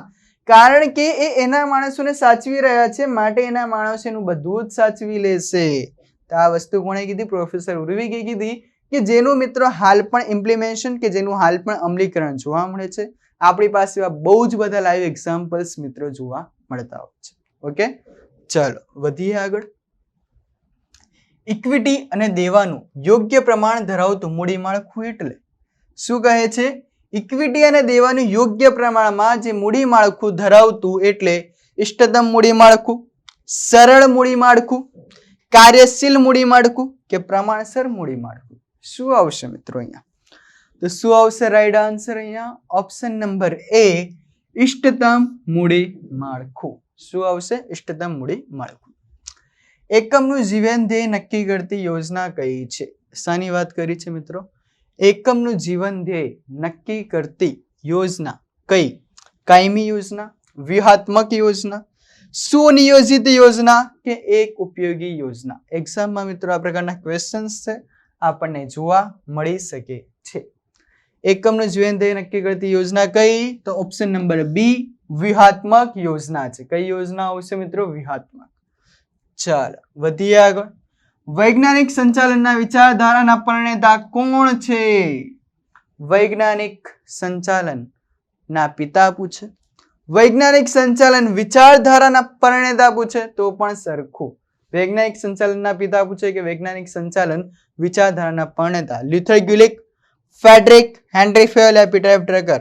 લ્યુથર ગ્યુલિક મિત્રો યાદ હશે પોર્ટસ્કોપનું સૂત્ર આપ્યું હતું. હાલ એની પણ મિત્રો આપણે ચર્ચા કરવાના છે. સંચાલનમાં જે પોર્ટસ્કોપનું સૂત્ર આપ્યું એની વાત કરશું થોડી. તો કોણ આવશે મિત્રો? તો ફેડરિક વિન્સલો ટેલર. આ જે ફેડરિક ટેલર છે આમને વૈજ્ઞાનિક સંચાલનના પિતા કહેવાય છે. સાથે સાથે વૈજ્ઞાનિક સંચાલન વિચારધારાના પ્રણેતા. બધું સરખું જ. નામ એક, કામ અનેક. નામ ફેડરિક ટેલર. ઓકે, ચાલો જોઈએ. હવે મિત્રો આપણને સંચાલનની કેટલીક વિચારધારાઓ છે એ આપણને જોવા મળતી હોય છે, જેને થોટ્સ ઓફ મેનેજમેન્ટ તરીકે ઓળખતા હોઈએ છીએ. આની અંદરથી મિત્રો તમને ક્વેશ્ચન્સ પૂછવાની સંભાવના પૂરેપૂરી છે, માટે આપણે પૂરેપૂરું આનું કન્ટેન્ટ છે જોઈશું એક વખત. કે સંચાલનની વિચારધારાઓને જંગલ તરીકે ઓળખાવનાર કોણ? હેરોલ્ડ કુન્તસ. શું કીધું છે ભાઈ? સંચાલનની જે વિચારધારાઓ છે એમને જંગલો તરીકે ઓળખાવી. કોણે? હેરોલ્ડ કુન્તસ. એની મિત્રો 3 વિચારધારાઓ આપણને આજ સુધી જોવા મળી છે. એમાં એક જોવા મળી હતી આપણી પ્રશિષ્ટ વિચારધારા, બીજી આવી નવ પ્રશિષ્ટ વિચારધારા અને એના પછી આવી આધુનિક વિચારધારા. પ્રશિષ્ટ વિચારધારા મિત્રો કોને કહેવાય? જેને થોટ્સ ઓફ ક્લાસિકલ થિયરી કહેતા હોઈએ છીએ. તો સંચાલનની વિચારધારાઓમાં 19મી સદીના અંત સુધીમાં જે વિચારધારાઓ રજૂ થઈ તે વિચારધારાઓને પ્રશિષ્ટ વિચારધારા કહેવાય છે. ક્યારે? 19મી સદીના અંત ભાગમાં. જેના મિત્રો મુખ્ય પ્રણેતા કોણ હતા? તો Frederick Taylor, Max Weber, Henry Fayol, Gilbert Henry Grant. કોણ હતા? Henry Grant. આ બધા મિત્રો શું છે? આના પ્રણેતા રહ્યા છે. કઈ? પ્રશિષ્ટ વિચારધારા 19મી સદીના અંતમાં. પ્રશિષ્ટ વિચારધારામાં કઈ કઈ વિચારધારાઓનો સમાવેશ થાય છે? તો વૈજ્ઞાનિક સંચાલકોના સિદ્ધાંતોની વિચારધારા ફેડરિક ટેલરે આપી હતી. સંચાલનના સામાન્ય સિદ્ધાંતોની વિચારધારા હેનરી ફેયોલ. અમલદારશાહી વિચારધારા મેક્સ વેબર. મેક્સ વેબર કઈ વિચારધારા સાથે સંકળાયેલા હતા? તો પ્રશિષ્ટ વિચારધારા સાથે સંકળાયેલા હતા, જેના ક્લાસિકલ થિયરી આપણે કહેતા હોઈએ છીએ. ઓકે, મહત્વનો પ્રશ્ન. આની મિત્રો મુખ્ય મર્યાદા શું છે? તો નાણાકીય ઉત્તેજનોને વધુ મહત્વ આપવામાં આવે છે, માનવીય અભિગમને ઓછું મહત્વ તથા અવૈધિક સંબંધોની શું કરવામાં આવે છે? અવગણના. એક વસ્તુ સમજો મિત્રો, જ્યારે કોઈ પણ એવું ધંધાકીય એકમ છે, જ્યારે જો એને બહુ જ એનો ગ્રોથ કરવો હોય, એને ઉપર સુધી લઈ જવું હોય, તો એના માટે મિત્રો તમારે નાણાકીય ઉત્તેજનોની સાથે સાથે તમારે માનવીય અભિગમને મહત્વ આપવું પડે. જે અમુક લોકોના પોતાના અંદર એફર્ટ્સ હોય છે, પર્સનલ એફર્ટ્સ હોય છે, તમે એને મિત્રો ક્યારેય ઇગ્નોર ન કરો. અને જો તમે એમના એફર્ટ્સને ઇગ્નોર કરશો, તમે એ વ્યક્તિને ઇગ્નોર કરશો, તે વ્યક્તિ મિત્રો પછી ધંધામાં પોતાનું 100% ક્યારેય આપી શકશે નહીં. ભલે એ ત્યાં જોબ કરતો હોય તો બી એને પગાર મળશે પણ એની વેલ્યુ નહીં થાય. આ વસ્તુ એના પર હતી. એના માટે એના પછી આવે છે નવ પ્રશિષ્ટ વિચારધારા આવે છે, પરંતુ આપણને આમાંથી ક્વેશ્ચન પૂછાઈ શકે. પ્રશિષ્ટ વિચારધારાના પ્રણેતા કોણ હતા? તો ફેડરિક ટેલર હતા. વૈજ્ઞાનિક સંચાલન વિચારધારાના પ્રણેતા પણ ફેડરિક ટેલર હતા. વૈજ્ઞાનિક સંચાલનના પિતા પૂછવામાં આવે તો પણ ફેડરિક ટેલર. એના પછી હેનરી ફેલ, સામાન્ય સિદ્ધાંતોની વિચારધારા પ્રશિષ્ટમાં જ આવે છે. એ બી મેક્સ વેબરની અમલદારશાહી વિચારધારા એ પણ મિત્ર શામાં છે? પ્રશિષ્ટમાં જ છે. મુખ્ય મર્યાદા નાણાકીય ઉત્તેજનાને વધુ મહત્વ આપે છે, માનવીય અભિગમને ઓછું મહત્વ, અવૈધિક સંબંધોની અવગણના. ચાલો, સબ અકાઉન્ટ સબ ઓડિટરની લાઈવ બેચ ટૂંક સમયમાં આવી રહી છે. બહુ જ મોટા પ્રમાણમાં વેકેન્સી છે. 700+ ની વેકેન્સી મિત્રો કીધી છે, બટ એસ્ટિમેટેડ જે વેકેન્સી છે 700 થી પણ વધારે છે. એનો આંકડો ખબર છે, બટ હાર ઓફિશિયલી એની જાહેરાત ન કરી શકાય. ઓકે, થોડીક લિમિટેશન્સ છે માટે.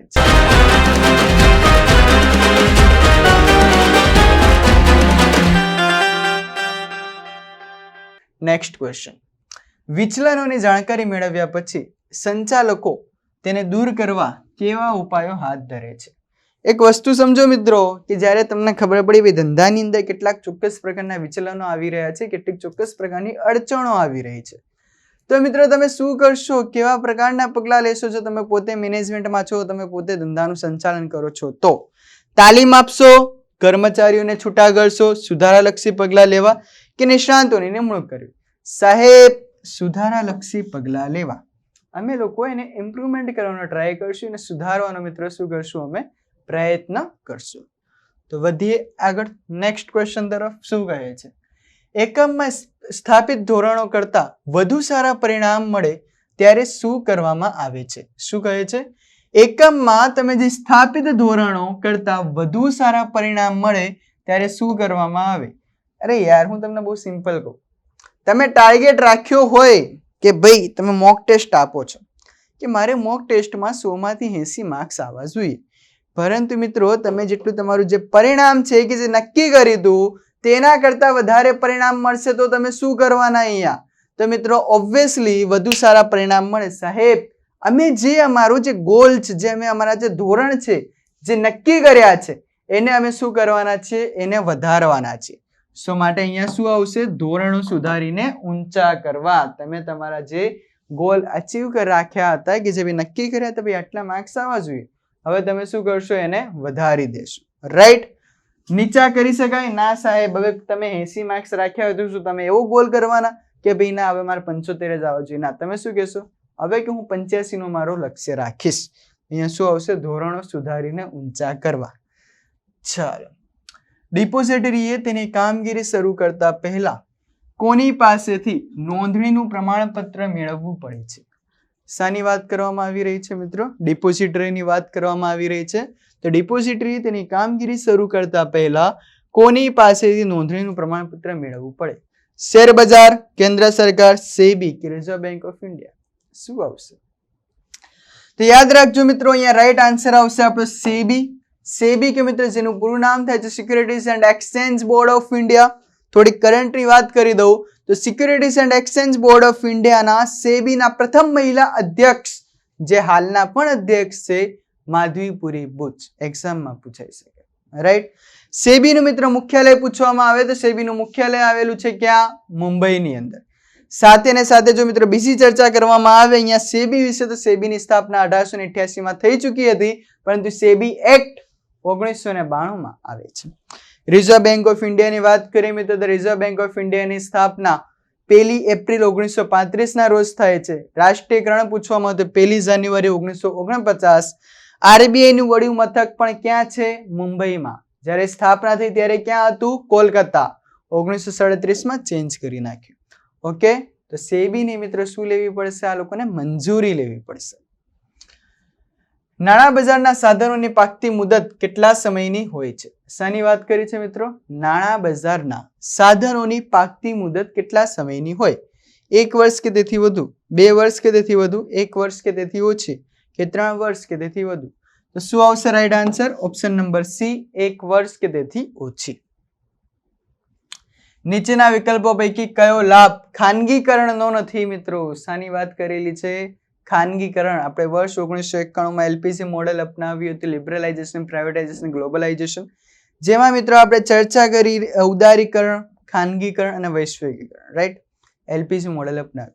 તો એની અંદર જે ખાનગીકરણનો જે હેતુ છે એ ખાનગીકરણનો કયો લાભ નથી? કાર્યક્ષમતામાં વધારો, રાજકીય દખલગીરીનો અભાવ, કર્મચારીઓનું શોષણ, આધુનિક ટેકનોલોજીનો ઉપયોગ. એક વસ્તુ સમજો મિત્રો, 1991 પહેલા ભારતીય બેન્કિંગ સેક્ટરની જો વાત કરવામાં આવે તો એના અંતર્ગત પહેલા બધી પબ્લિક કંપની હતી. રાઈટ? બધી પબ્લિક બેંકો જોવા મળી હતી, જાહેર ક્ષેત્રની બેંકો જોવા મળી હતી.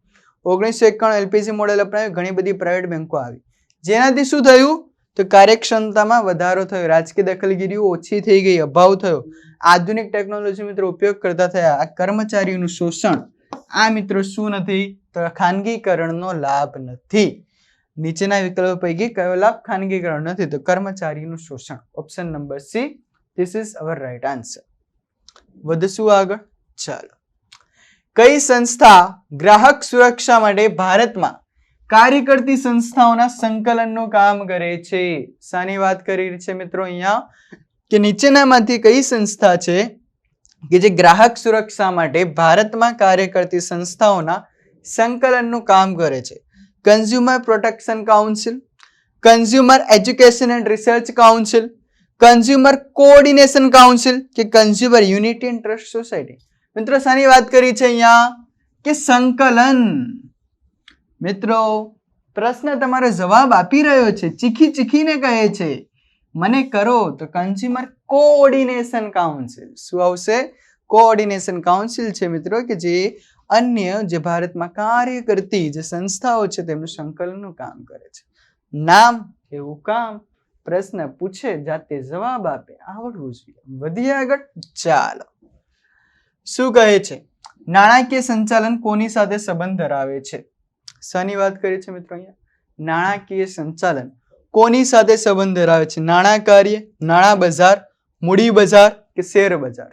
શું આવશે રાઈટ આન્સર આપણો? ઓપ્શન નંબર એ, નાણાં કાર્ય.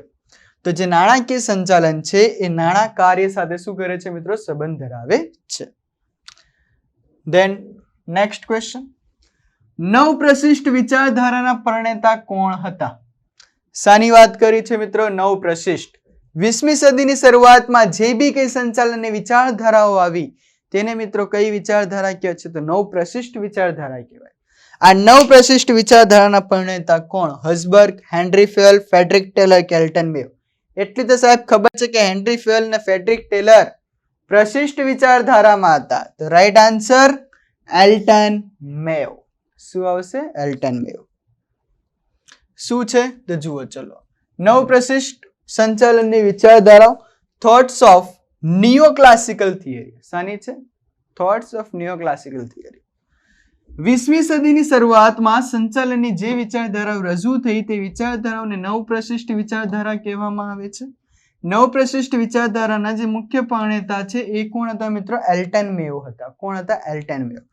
જેમણે મિત્રો કયો આપ્યો તો? હોર્થન પ્રયોગ આપ્યો હતો. કયો? હોર્થન પ્રયોગ. એક્ઝામમાં પૂછાઈ શકે કે હોર્થન પ્રયોગ કોણે આપ્યો તો? એલ્ટન મેયો. હુ ઇઝ એલ્ટન મેયો? કે જે મિત્રો શું હતા? નિયોક્લાસિકલ થિયરીના પ્રણેતા માનવામાં આવે છે.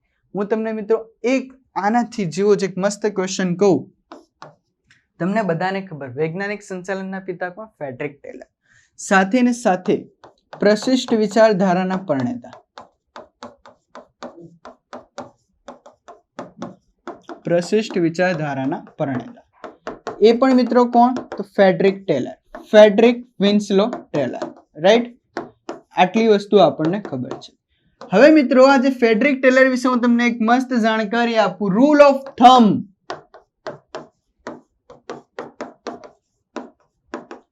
આ જે મિત્રો રૂલ ઓફ થંબ કોણે આપ્યો? તો કોણે આપ્યો? Frederick Winslow Taylor. હોર્થન પ્રયોગ કોણે આપ્યો? એલ્ટન મેયો. જરૂરિયાતોનો ક્રમ તો માસ્લો. માસ્લોનો જરૂરિયાતોનો ક્રમ યાદ છે ને?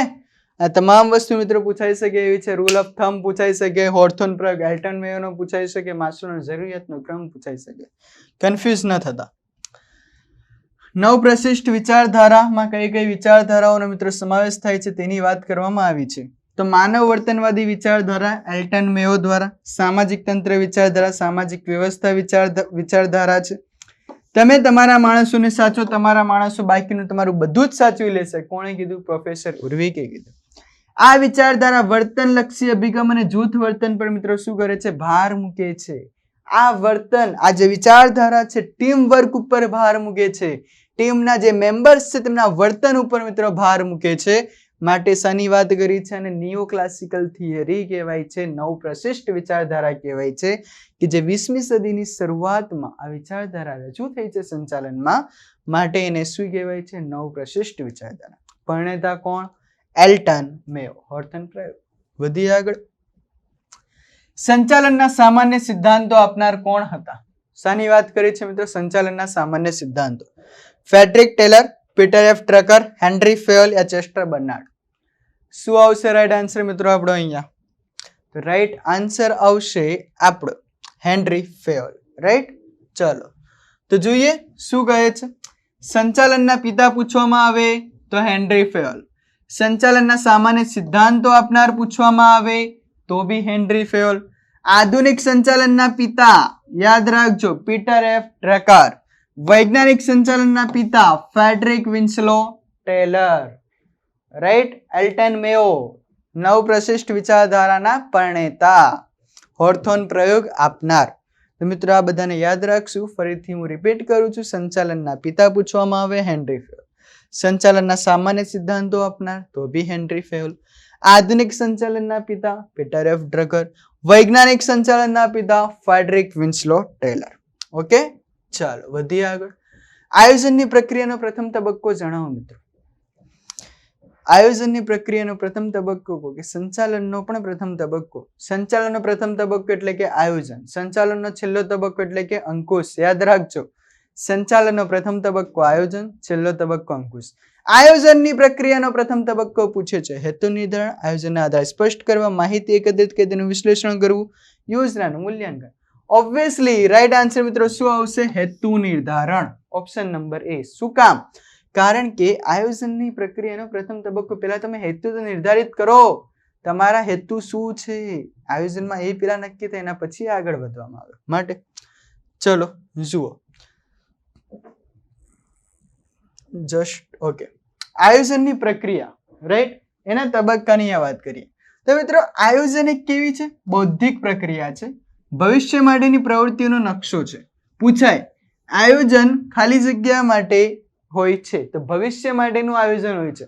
તમે આજે આયોજન કરી રહ્યા છો, શું કામ? આજ માટે નહીં, તમારા કાલના ભવિષ્ય માટે તમે મિત્રો આયોજન કરી રહ્યા છો. તમે એક્ઝામની તૈયારી કરી રહ્યા છો, શું કામ?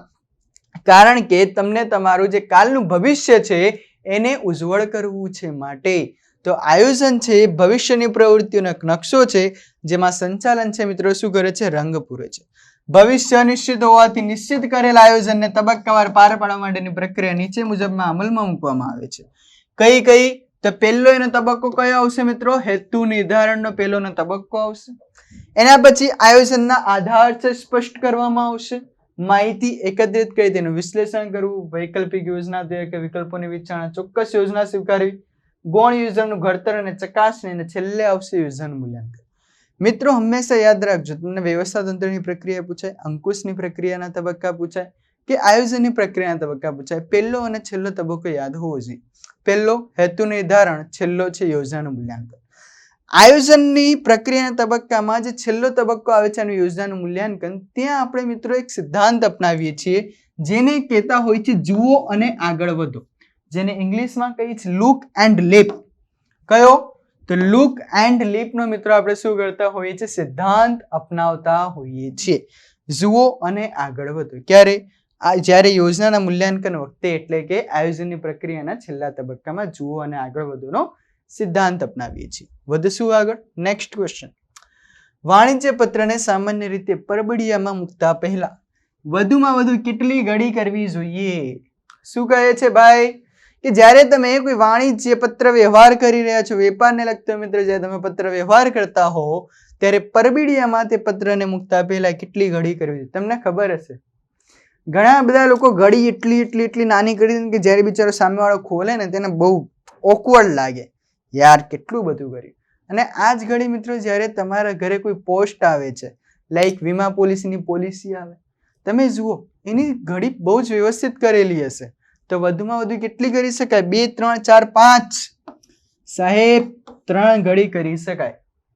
ઇવેન વાણિજ્ય પત્ર વ્યવહાર વખતે મિત્રો જે પત્ર વ્યવહારમાં જે કાગળનો ઉપયોગ થાય છે તે કાગળની સાઈઝ મિત્રો કેટલી હોવી જોઈએ? A4 સાઈઝની કાગળની સાઈઝ હોવી જોઈએ. આ પણ મગજમાં રાખજો. કઈ? A4 size. કેટલી વધુમાં વધુ ઘડી કરી શકાય? 3 ઘડી કરી શકાય. નીચેનામાંથી કયો પત્ર અનૌપચારિક પત્ર છે? એટલે કે ઇનફોર્મલ લેટરની વાત કરી છે. ફોર્મલ લેટર્સ, ઇનફોર્મલ લેટર્સ, બે પ્રકારના પત્રો હોય આપણી પાસે. એક હોય ફોર્મલ લેટર્સ એટલે કે ઔપચારિક પત્ર, બીજા ઇનફોર્મલ લેટર્સ કે જેને આપણે અનૌપચારિક પત્ર કહેતા હોઈએ છીએ, કે જેમાં અનૌપચારિક પત્ર કયા છે? આશ્વાસનના પત્રો, અરજી પત્ર, રેશન કાર્ડ માટેના પત્ર કે પૂછપરછના પત્ર. અહીંયા મિત્રો ઇનફોર્મલ લેટર્સ અનૌપચારિક પત્રની વાત કરી છે, તો રાઈટ આન્સર શું આવશે? આશ્વાસનના પત્રો. આની સાથે સાથે મિત્રો અહીંયા તમે કોઈને શુભેચ્છા પાઠવતા હો, શુભેચ્છા પાઠવતા પત્રો, કોઈને તમે સાંત્વના આપી રહ્યા છો તો સાંત્વનાના પત્રો, રાઈટ. આ તમામ કોઈ તમે તમારા મિત્રને યાદ કરી રહ્યા છો, તમારો મિત્ર પરીક્ષામાં 1st નંબરથી ઉત્તીર્ણ થયો છે, તમે એને અભિનંદન પાઠવી રહ્યા છો, આ બધા અનૌપચારિક પત્રો છે. જ્યારે ઔપચારિક પત્ર, તમે સરકારી કામકાજ માટે કોઈને પત્ર લખી રહ્યા છો સરકારની અંદર, જેમાં અરજી પત્ર આવી જાય, રેશન કાર્ડ માટેના પત્ર, પૂછપરછના પત્ર, કે પછી તમે મિત્રો વેપારી ધોરણે પત્રો લખી રહ્યા છો, જેમાં તમે માલની પૂછપરછ કરશો, માલનું કોટેશન મંગાવશો, માલ કેવા પ્રકારનો છે એની જાણકારી મેળવશો. આ તમામ પત્રો મિત્રો શામાં આવશે? ઔપચારિક પત્રોમાં. ચાલો વધીએ આગળ. ભાવતાલ અને અન્ય શરતો દર્શાવતા પત્રકને કયા નામથી ઓળખવામાં આવે છે? શાની વાત કરીએ છીએ મિત્રો? કે ભાવતાલ અને અન્ય શરતો દર્શાવતા પત્રકને કયા નામથી ઓળખવામાં આવે? પ્રાઇસ લિસ્ટ, કોટેશન, કેટલોગ યા સેમ્પલ? શું આવશે રાઈટ આન્સર? બહુ આમ તો ખબર પડી જાય. પ્રાઇસ લિસ્ટ એટલે કે જેની અંદર બી કિંમત દર્શાવવામાં આવી હોય તો આ ન આવે. કોટેશન આવે રાઈટ આન્સર. શું આવે? કોટેશન. આપણે ઘણી બધી વખત નથી કહેતા એક કામ કરજો ને, તમારું કોટેશન મોકલી આપો. કોટેશન નો મતલબ શું થાય? ભાવતાલની સાથે સાથે તમારી અંદર શું ટર્મ્સ એન્ડ કન્ડિશન્સ રહેલી છે એ બતાવવાની રહેશે. એને શું કહેવાય? કોટેશન કહેવાય. ઓકે, તો ભાવતાલ અને અન્ય શરતો દર્શાવતા પત્રકને કોટેશન કહેવાય. ખાલી ભાવ દર્શાવને પ્રાઇસ લિસ્ટ કહેવાય અને ખાલી નમૂના દર્શાવને કેટલોગ કહેવાય. ધંધો, પત્રો દ્વારા ધંધો વેપાર વિકસાવવાની પ્રવૃત્તિને શું કહેવાય છે? શું કહેવાય છે? પત્રો દ્વારા ધંધો વેપાર વિકસાવવાની પ્રવૃત્તિને શું કહેવાય? માહિતી સંચાર કહેવાય, વિચાર વિનિમય કહેવાય, વાણિજ્ય માહિતી સંચાર કહેવાય કે વિચાર વિસ્તાર માહિતી સંચાર કહેવાય? તો શું આવશે રાઈટ આન્સર? વાણિજ્યિક માહિતી સંચાર કહેવાય. શાના દ્વારા? તો પત્રો દ્વારા ધંધો વેપાર વિકસાવવાની પ્રવૃત્તિ વાણિજ્યિક માહિતી સંચાર. વધીએ આગળ. વાણિજ્યિક પત્રોના સંદર્ભમાં ઓર્ડર આપતા પત્રો કેવા પ્રકારના ગણાય છે? શાની વાત કરી છે મિત્રો આપણને? કે વાણિજ્યિક પત્રોના સંદર્ભમાં જે ઓર્ડર આપતા પત્રો છે એને કેવા પ્રકારના ગણવામાં આવે છે? માલ સામાન અને પૂછપરછ કરતા પત્રો, માલ સામાન મોકલવાની વિનંતી કરતા પત્રો, માલ સામાન મોકલવાનો હુકમ કરતા પત્રો કે માલ સામાન મોકલતા પત્રો? શું આવશે મિત્રો? સાહેબ અહીંયા તો આપણે ઓર્ડર આપીએ છીએ તો હુકમ જ કર્યો કહેવાય? ના મિત્ર, પણ ધંધાકીય પ્રવૃત્તિની અંદર જે તમે ઓર્ડર આપતો જે પત્ર લખો છો એને માલ સામાન મોકલવાની વિનંતી કરતા પત્ર તરીકે મિત્રો કન્સિડર કરવામાં આવશે. શું? માલ સામાનની મોકલવાની વિનંતી કરતા પત્રો.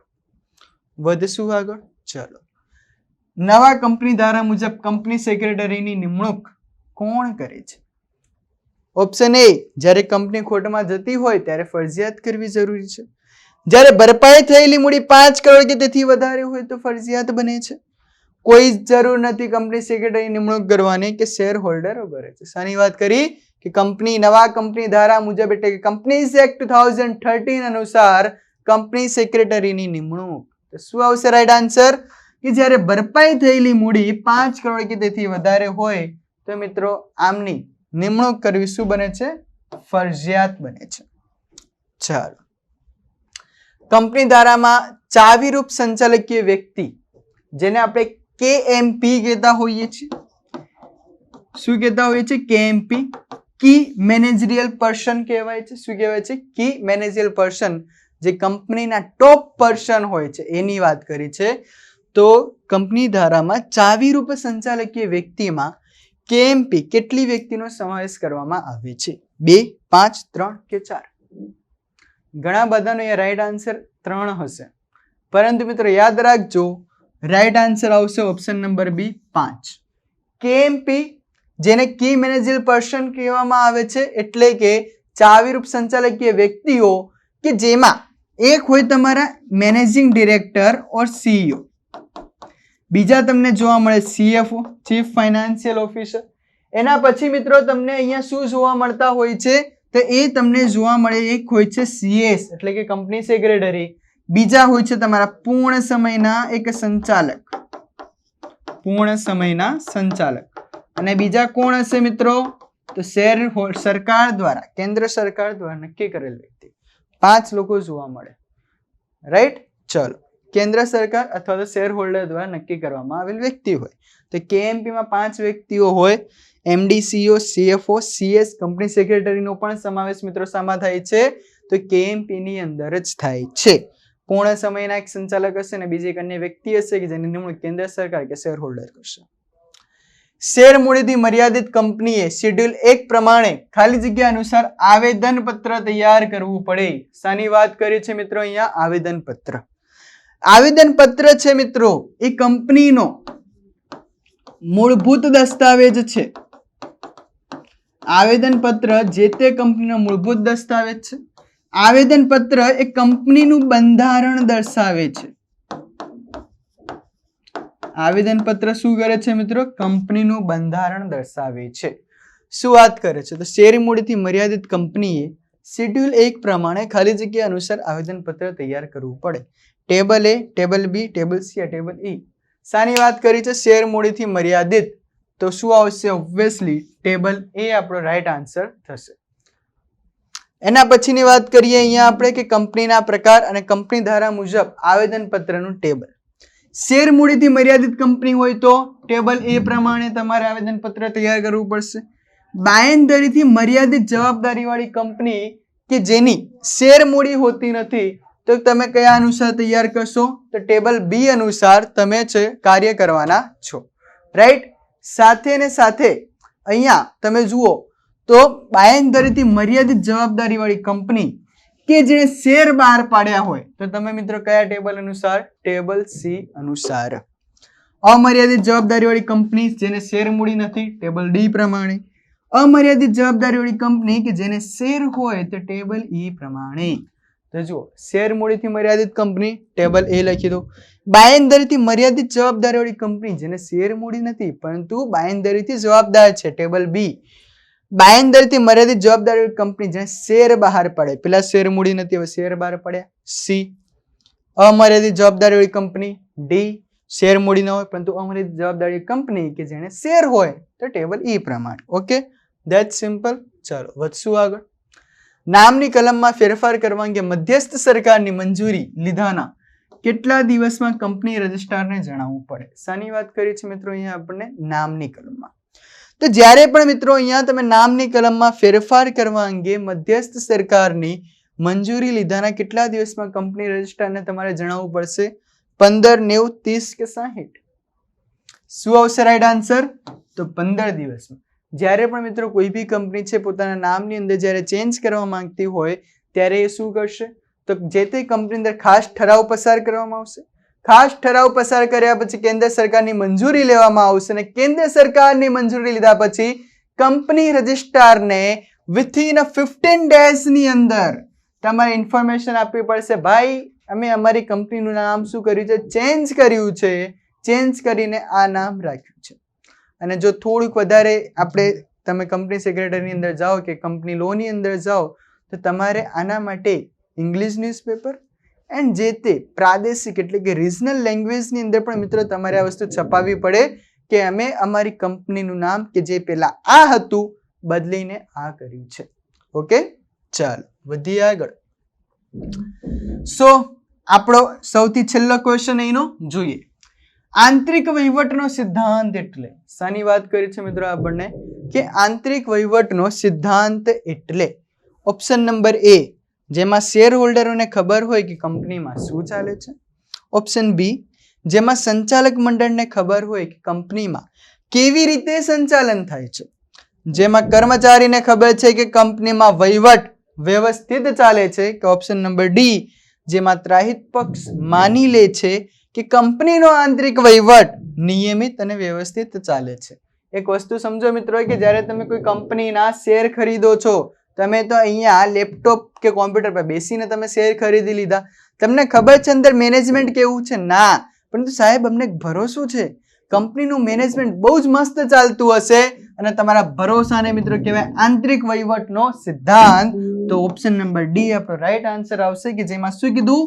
ત્રાહિત પક્ષ તમારા મારા જેવા લોકો કે જે લોકો શેર ખરીદે. તો ત્રાહિત પક્ષ એમ માની લેશે કે કંપનીનો જે આંતરિક વહીવટ છે તે નિયમિત અને વ્યવસ્થિત ચાલી રહ્યો છે.